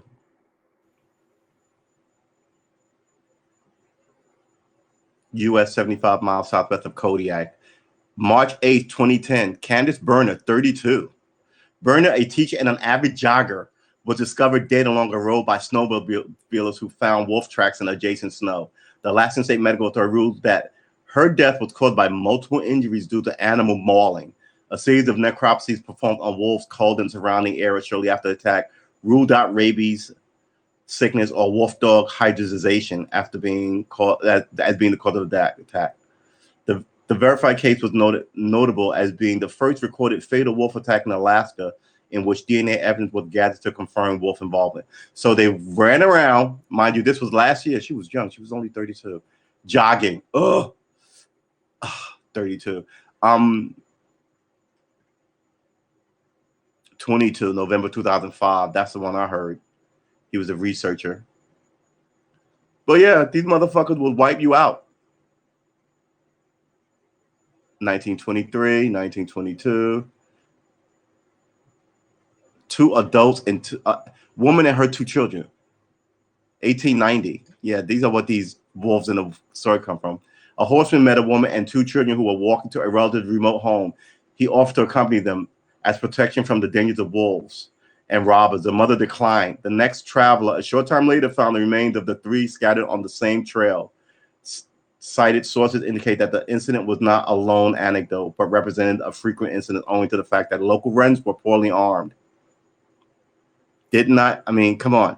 There's wolves out here, miss. You want me to? No, I can do it. I'm fine. I don't need anybody's help. All right. I've seen a lot of these parents who get their kids killed with their bad judgment. Yeah, it's dark, man. The world is still the world, baby.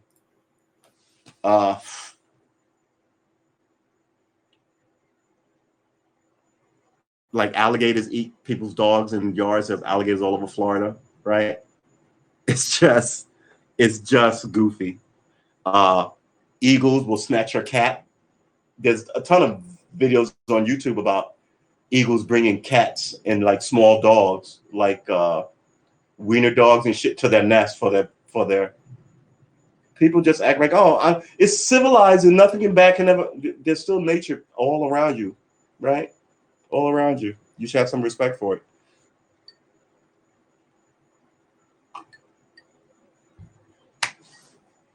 Especially if you live in like wolf country, bear country, a sparsely place like Alaska. How you walk into someone's with 2 children?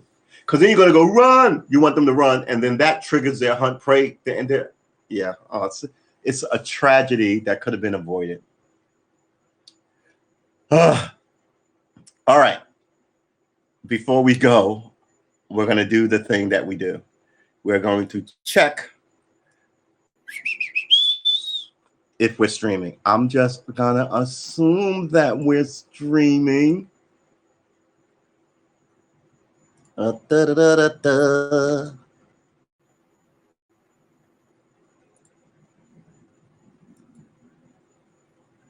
Da-da-da-da-da.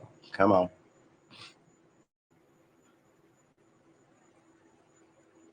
That could have been a book. All right, so yeah, so we're streaming here, which is nice. What is this one doing?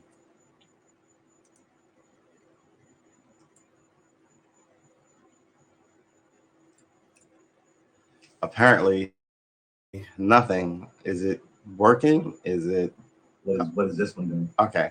So this is working.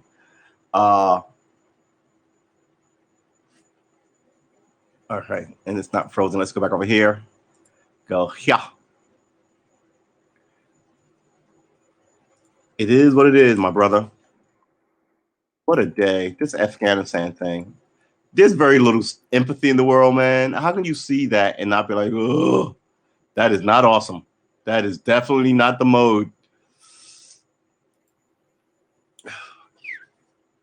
All right, well, ooh, wait, hold on. That's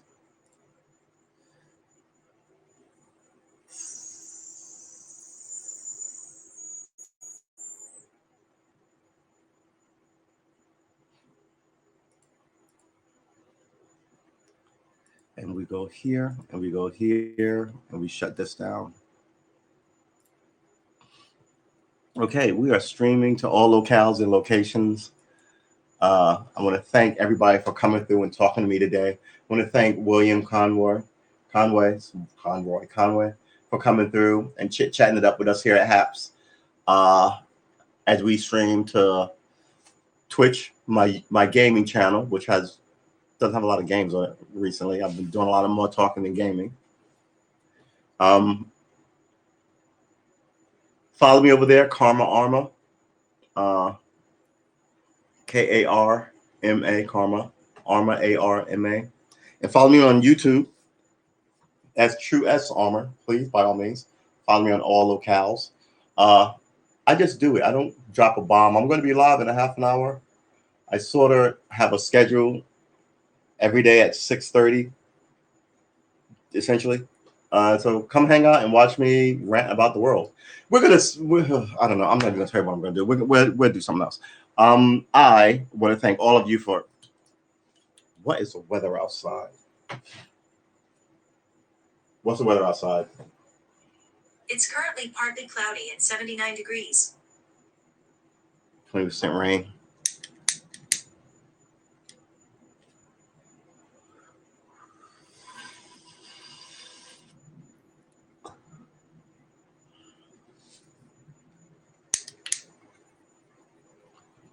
Ugh.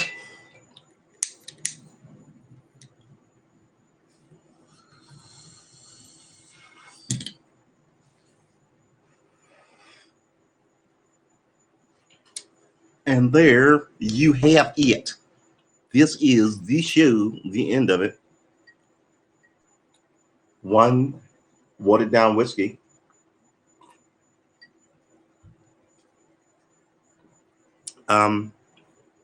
That's what we have. Less smoking, less drinking. More talking about social and current events, which is usually politics. I don't even know. I can't get away from politics. I don't know what to do. I got to wish those people in Afghanistan well. I'm sure they want it better for their country now. You know, It's like if the Klan won America. How do you think that would go? All these Mexican and black people will be exiting, going where? Trying to look for safety somewhere, right?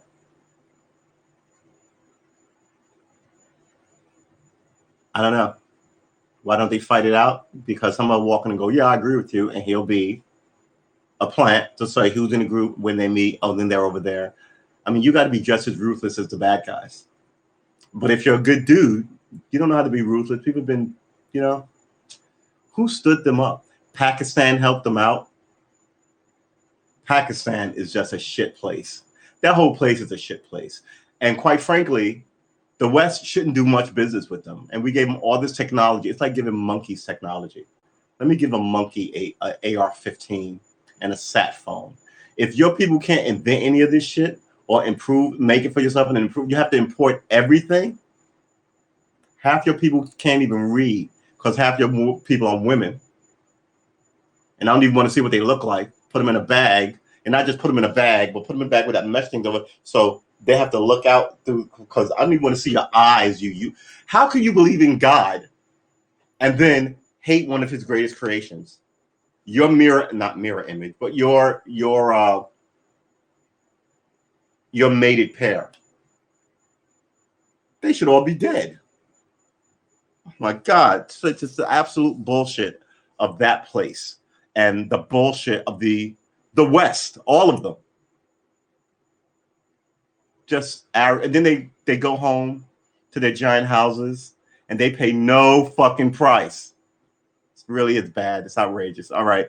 We've been streaming for an hour and 42 minutes. We're going to wrap this one up. Let's go. You want to do 13? 13 is a sacred number in America. I don't really feel like being super patriotic today. We're going to, 7 minutes is where I'm at. We're going to drop this off in 7 minutes. We blew right through the sunset conversation. Right through it. Right through it. Oh my God. I don't even know what to tell you. I mean, we were supposed to look up that guy falling off a plane, but I can't even do that. Because that'll lead me down another rabbit hole of fucking 40 minutes. Joe Biden is a failure. He was a failure before he became president. Oh, let's close some of these windows.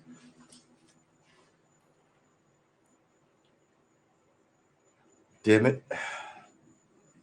Damn it. I'm gonna redo this room. I really am. I redid it the last time to get it to this point because it was a shit show. It was a gaming room. I was about to reach for a pick. It was a gaming room. I cannot keep this thing on my knee. That's what I should do. I should learn how to just hold a guitar on my knee without having it.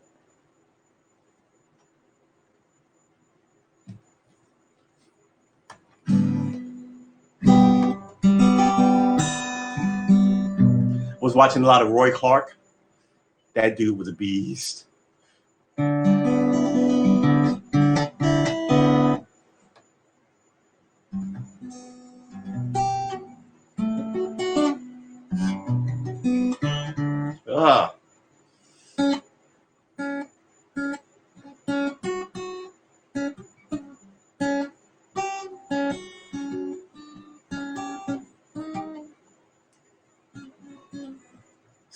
It's time to start with all these chords I learned. I think I'm going to try and learn a song this weekend.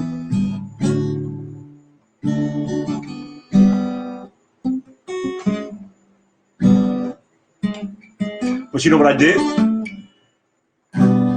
I wrote a song. Actually, I wrote lyrics for a song. And I had a melody in my head. But I didn't know how to put the melody on paper because I don't know music.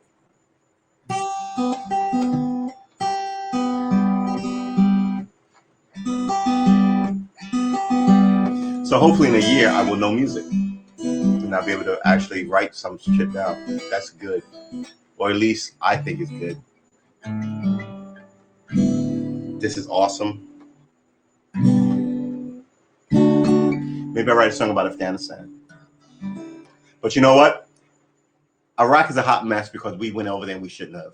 George Bush Jr. is just a fucking coked out loser who became president because his dad, failing upwards only happens in this country in white society of the super rich boys. Right? Happens to young, wealthy women too. That Carolyn Kennedy Schlossberg woman who was ambassador to Japan and now she's ambassador to some other comfortable place where there's never any trouble. She's just there because she's a Kennedy and she's from a famous family. If you need her to do anything, you want to look that up before we go? So I'm not throwing shade. We should also look up. We should also look up. Hold it. Wait a minute. We should also look up because I was telling my boy can't find it, but we were like, "Yo, man, Andrew Cuomo has been mean to women for a long time. Like he was married to a Kennedy, and that whole thing was fodder for Page 6 back in the day when I cared about celebrities. Cuomo's divorce. Carrie Kennedy, ill-fated marriage. Andrew Cuomo's ex-wife, RFK's daughter, Carrie Kennedy. Yeah, I mean, he called her all kinda. He was just.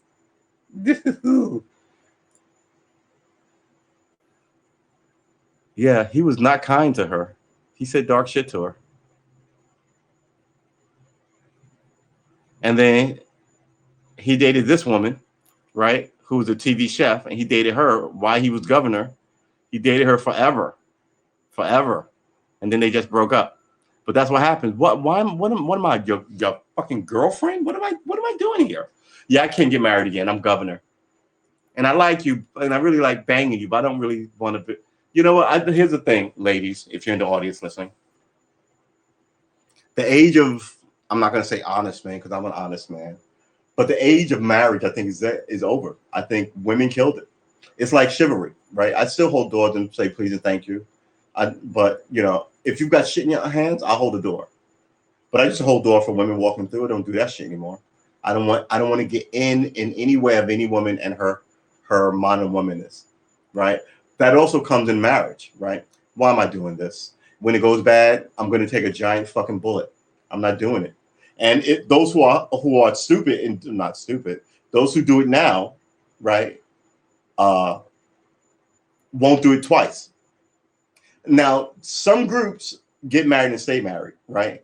So while this is a thing in my head, I'm from Black people. I'm from Southern Black religious people. We get married and we stay married. Right, my parents have been married for, I want to say, 70 years.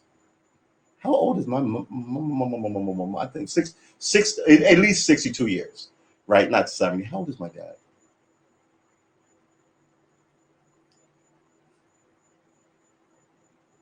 Okay.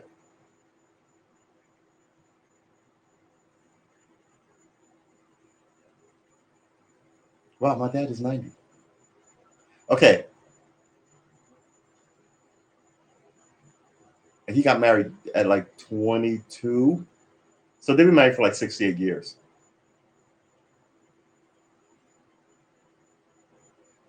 Right? Divorce is a thing that I think American lawyers stuck in marriages. Oh, you want to come on, girl? You can do it. Oh yeah, take them to the cleaners and all this shit. Fuck. And this is where we are now. The only kids you can have are fatherless children, and they have fathers. They're not fatherless. You don't fucking not.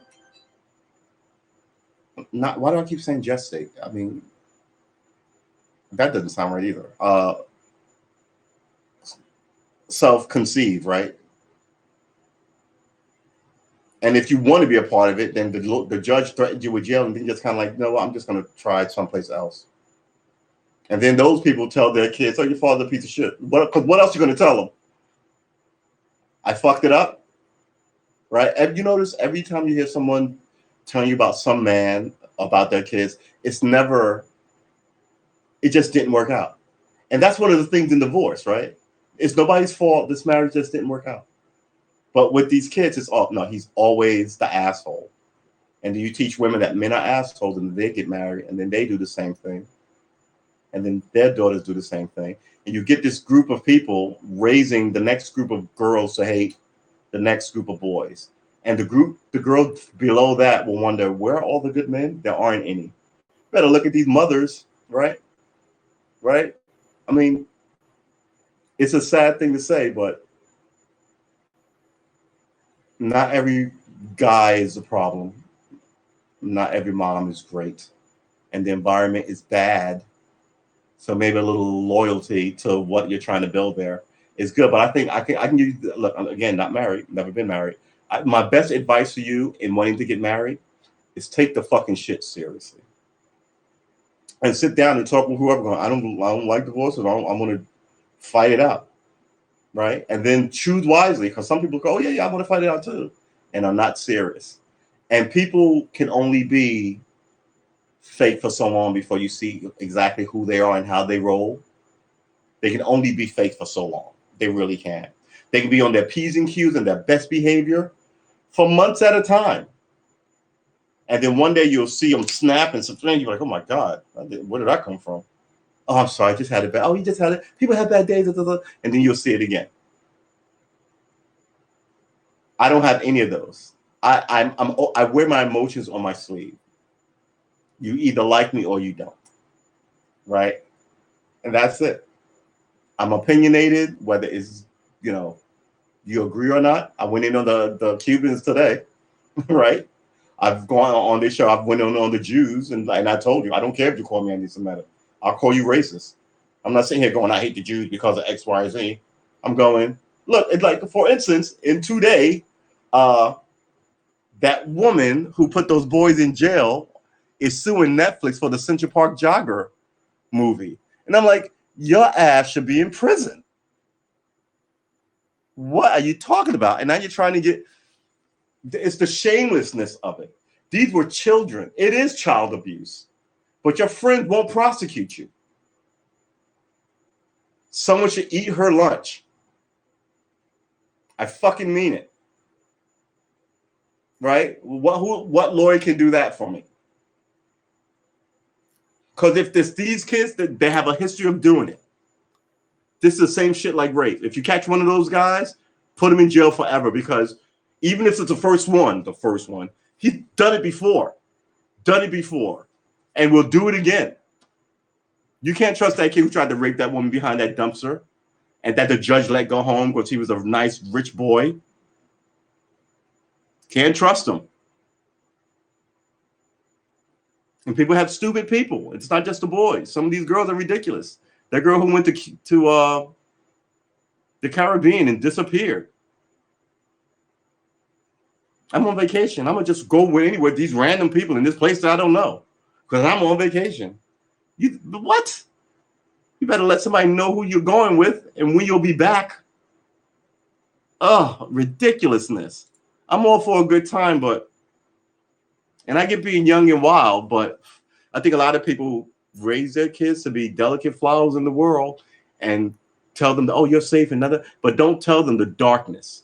And when they do, you go, oh, you're going on a trip to Paris? All right, let me tell you, there are bad people. And you give them a whole crash course of this bullshit now.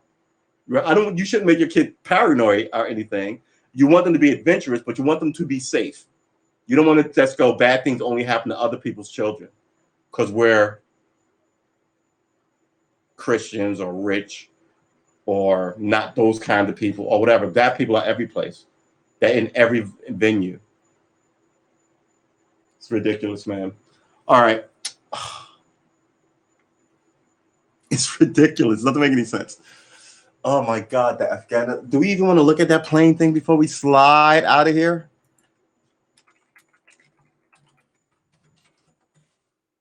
Afghanistan. Thank you. All right, let's see what we got. Let's see if we can find it.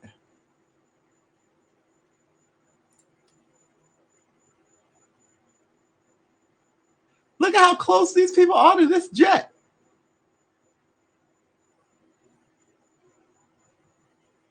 What the fuck is this? Asvaka News Agency. a clear video of men falling from C-17. They were clinging to some part of the plane that took off from Kabul airport. See, this is the empathy you get from some of these fucktards. Bombs away, right?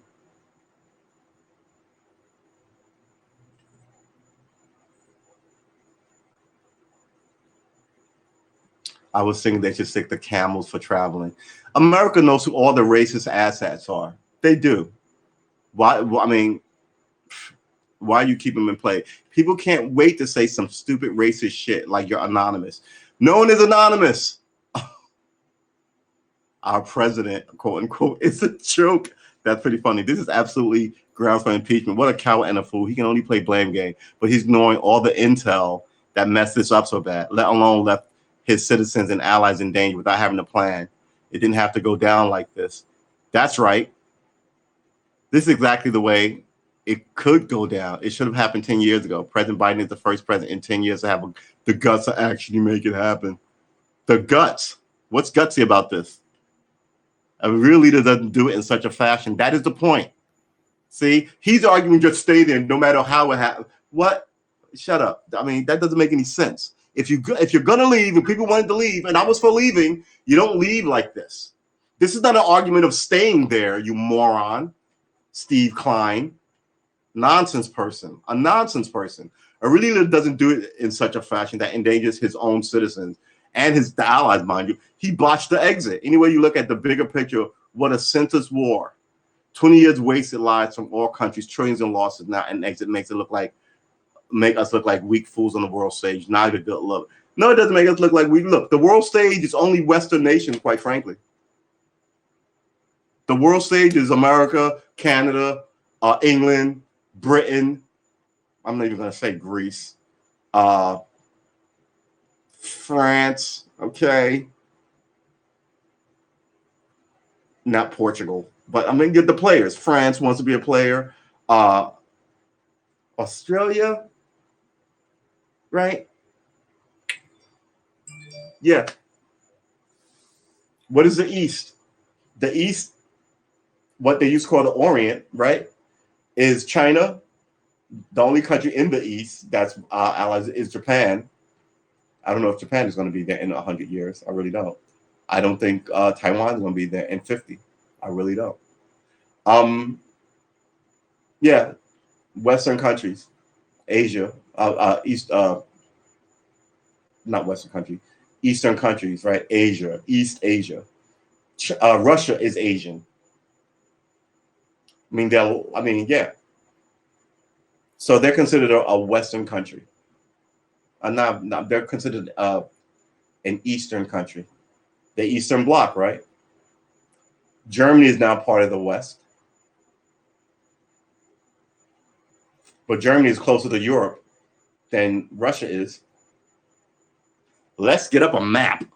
Do you actually believe that? What is that? What kind of fucking statement is this? This statement is a bitch statement. The term do you actually believe it? Why don't you write that? Of course I fucking believe it. I wrote it. This is a snide comment. It adds nothing to the game, but it lets people know that I'm snide. You're not smart. You added nothing. No, he doesn't. He doesn't believe anything. It's just his programming. That's pretty good too. Oh, this is a nice one. Fred Snow, you are perhaps quite a delusional person. I won't resort to name calling. You just resorted to name calling. That wouldn't be professional. Your little avatar photo indicates a smug liberal elitist. Oh, look at this guy. All right, now you're calling people liberals. You don't know anything about anybody. You, Fred Snow, are not serious. Bingo on the pick. It doesn't do it. Yeah. East Idaho. Yeah, Idaho. All right.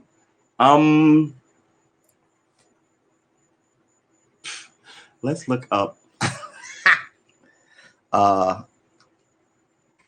Ambassador Kennedy. Because there's only one. Ambassador Kennedy. This chick is useless. She tried to don't say that. That's name calling. That is name calling. But she tried to run for office and couldn't get off the ground because she's such a sweetheart of a person of a type. And I think that's because she's never had to be challenged by anybody, ever. She's been an ambassador twice. Kathleen Bouvier Kennedy. United States ambassador to Japan.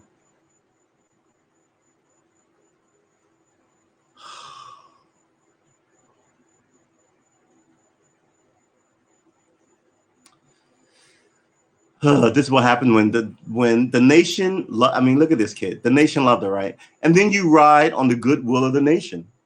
It happens here too. I'm sure she never failed a class, and she never got into an argument. And then she asked her family's gravitas of this guy, and he becomes president. Just kind of all sorts of wonky bullshittery. Meanwhile, nothing gets done. And you make the whole political system a soap opera that people can tune in and watch and be for this side or against that side. But the people need health care. You need to secure these fucking borders. Because let me tell you something. The country's about the people, not the land. So if you swap everybody out here and you put them all Russians and Mexicans and Canadians, there is no more America, right? It becomes something totally different. America as you and I know it. Maybe there are no hot dogs and hamburgers. Maybe there's borscht and fucking Putin. What does the Canadians with fries on their well, it's Putin and Putin, right? We said Russia and Canada. So it's this. So what does America stand for? I'm really beginning to wonder. I think we're a youth hostel at this point. I think the president is a joke. I think the last president was an embarrassment, and the president before that was an embarrassment. But at least the last president was no one's boy, right? He threw punches at everybody. And the media that stands up Obama and Biden takes shots at him religiously, and they're still writing books about him, right? Because if he comes back in 3 years, you know how many people are going to vote for him? I don't see how Joe Biden wins anything. Joe Biden, they had to change the rules so Joe Biden could stand up in the fucking debate. It is what it is, man. You know, it's a sorry state of affairs.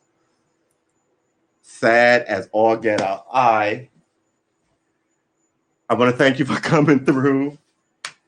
We've been streaming for 2 hours and a few minutes. I'm gonna see if I can get my boy up, and we're gonna play some video games because I need to play a video game.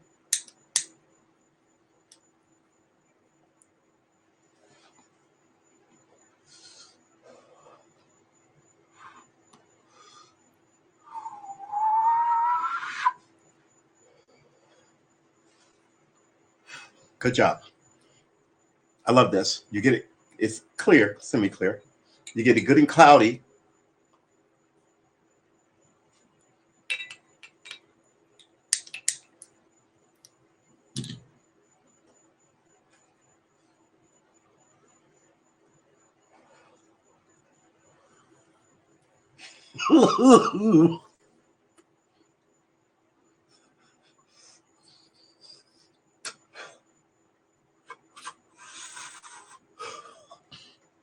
Excuse me. Here's a trick to not coughing. You'll get some cough. There's also temperature variation, so remember that. So all you new people, that weed is legal everywhere. Here's a tip to coughing. When you take a hit of anything, take in air with it. So it's not just smoke. You dilute the smoke with air. So it's like this. My thumb.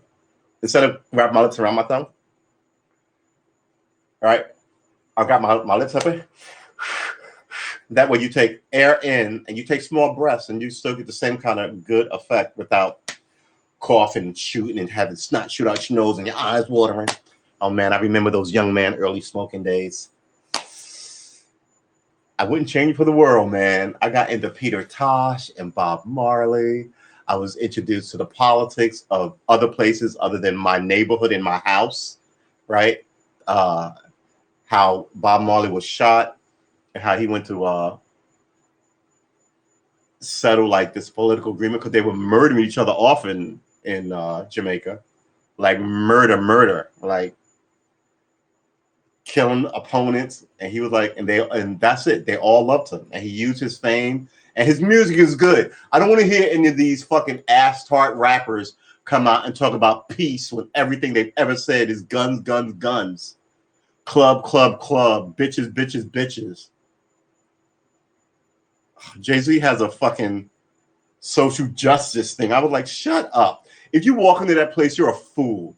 And it shows that you don't know what the fuck you're talking about. In the civil rights movement, there's a phrase of people, we never talk about them, who sell other people out.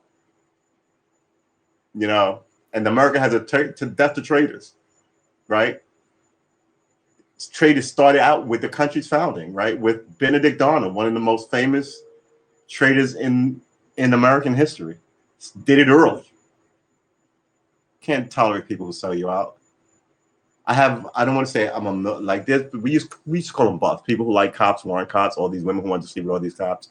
But there's people like that with the military, right? They'll wear military uniforms, all this stuff. They ain't got none of that history or and every now and then they try and show up at a military event and they get arrested, right? It's just like there are these people, like these things stand for something. They're not just clubs, right? You take that dude out of the military uniform, he's still a military serviceman, well trained and well drilled and disciplined, right? It's not you give me his uniform. Let's say the military needs to get me out of the embassy, right? So they're going to put me in a uniform fatigue with medals and stuff, and I walk out. Even as they gave me that, once I put it on, it's a costume. I don't have the background to wear it. It is, you know what I'm saying? Even as I walk with, and they approve of me wearing it, it is a costume to me. It is not it's a uniform. A uniform means something. Back to Afghanistan, right? The problem with their army was they wouldn't fight. You told them, hey, we'll give you $100 a month. They went down there for the money. I bet you if we said, okay, we need more people in the American military. If you join the military, we're going to give you $250,000, right? America has a high standard of living. What's the standard of living there, right? They give them 500. They're not giving you 5. Let's say they're giving you 5,000, $7,000. $7,000 sounds like a lot of money. That's like $1,500 a week, right? We'll give you $7,000 to join the American military. You're gonna get all kinds of people there for the money who don't get disciplined, who will hit a superior officer, right? Or you'll get somebody who may have had military experience in somebody else's army, then he'll come here and he'll be a hot mess and he'll fuck up the people that you're trying to train, try and slide up in all the women, right? So no, you gotta want to volunteer army, right? But yeah, they wouldn't, and now they're running to the airport. If half the people at that airport would have stood up against the Taliban when they were organized, they wouldn't have had to be an airport situation like that. Having said that, where was the fucking security? They just breached all doors and you couldn't fire on them. And now they're on the outside of planes. There's video of this that we want to see. Right? Don't we want to see the video?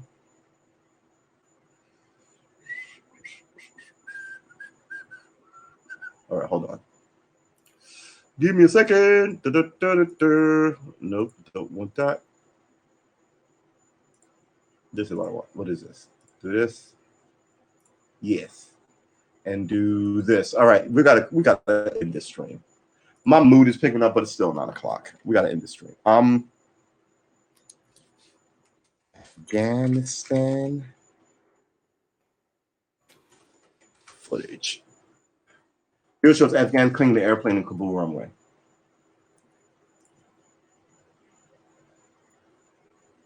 Look at this. Look at that on the door. They're trying to open the door. I mean, what happens when they open the door? Now you get 1 million people rush the handful of people in the cockpit. This footage is ridiculous.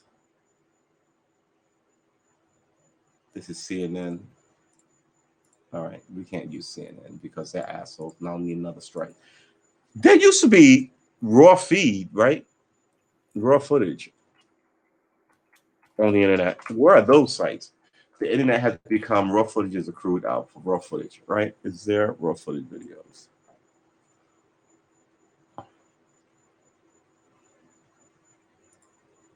Because, man, people would put up people getting their fucking heads cut off.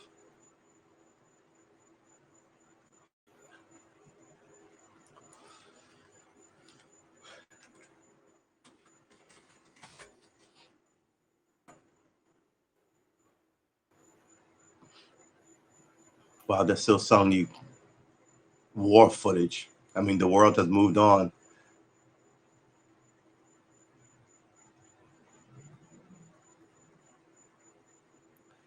Good Lord, let's go down to 12. See if that's still going to be raw surveillance captured single moment.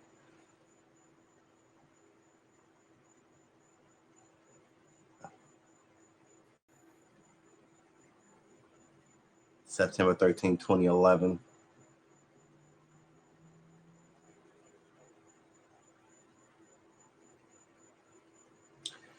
Yeah. Okay, I'm not even look, I'm overlooking for it. I really am.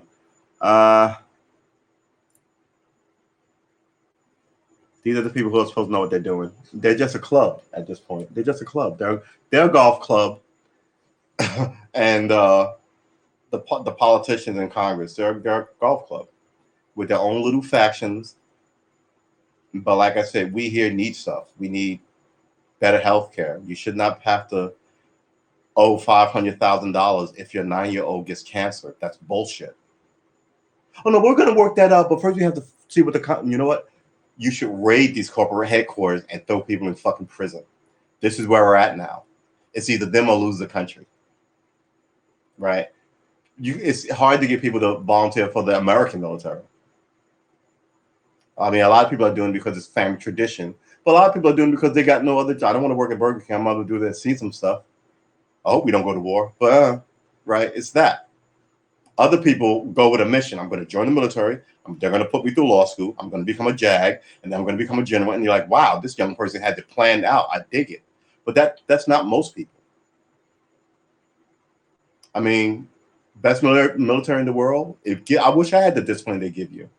4 years would have, but I had family members told me not to do it. Right? They said they didn't get a lot of training other than the gun training. They got a lot of disrespect. So I'm like, I wonder why all these people go in the military and come back right back to their neighborhood, do nothing, same old thing.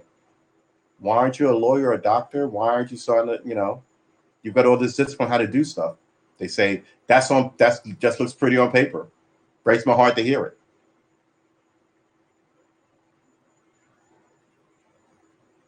I mean, I drive through these streets. I have like the Air Force base is around the Air Force base. The military base is around the corner.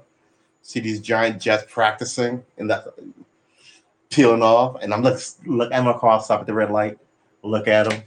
I feel like when I was a kid,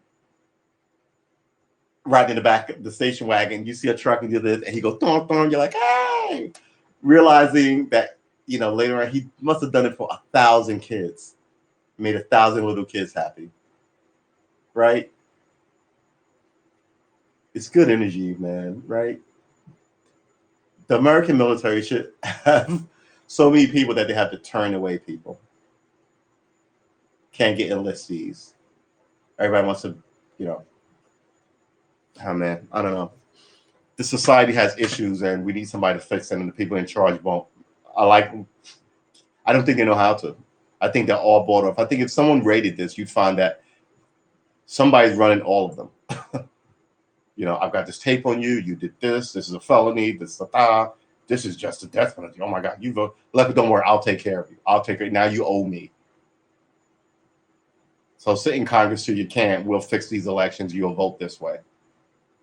But this little girl in my not community, what is it? My district has cancer. And we're talking about yeah, fuck that. People are driving to Canada to get medication.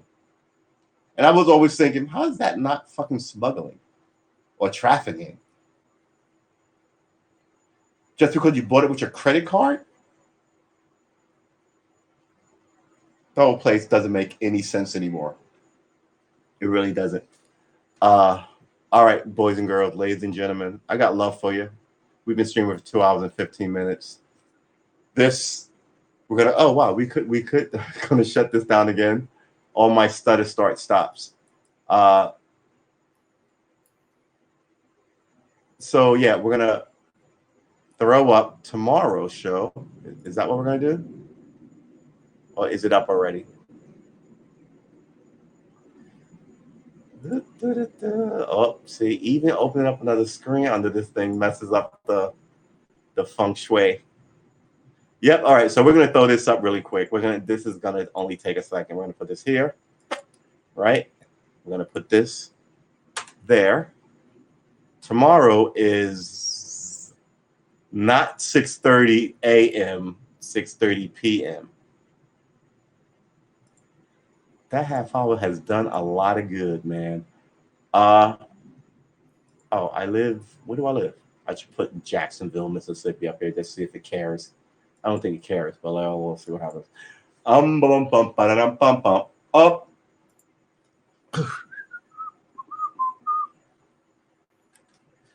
All right, well, that's good. So what's up?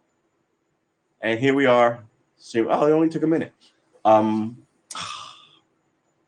Have faith in yourself. Gather friends, have faith in them. Don't fuck with bullshit philosophies. Hate is a bullshit philosophy, especially in America. Really is. So many different types of people. We all better have a unified vision of a country, or we're not a country. And in a land of guns, that might be a really bad thing. Everybody always think like there's a picture of a zombie apocalypse with people on the top of the car shooting at the zombies. They're all surrounded. And it says, one picture says, everyone always think they're this guy. And it's like the guy on the top of the guns killing the zombies. And they said most people be that guy. And it's a random arrow point to just some random horde zombie in this crowded arena. And I was like, you know how fucking true that is? Everybody thinks they're the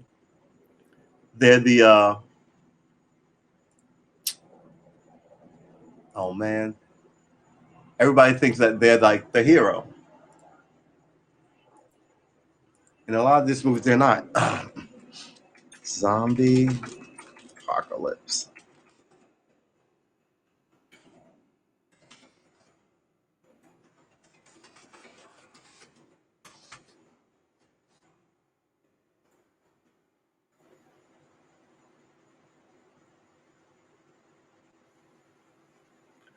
This is what happens when you look up zombie apocalypse.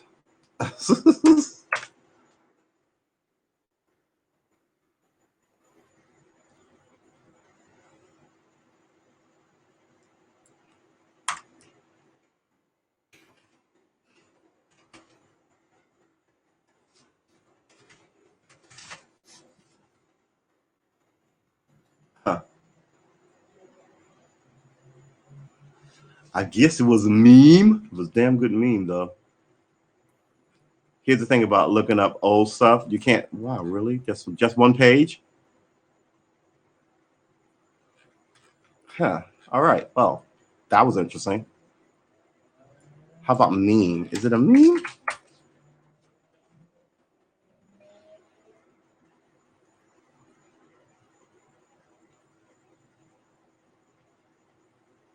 Shooting zombies is not a crime. See, this is how you fall into a rabbit hole. All right. Yeah. What is I gotta get into reverse image searchings and all this stuff. All right. We are gonna call this one here. I want to thank everybody for coming through. I got love for you kids.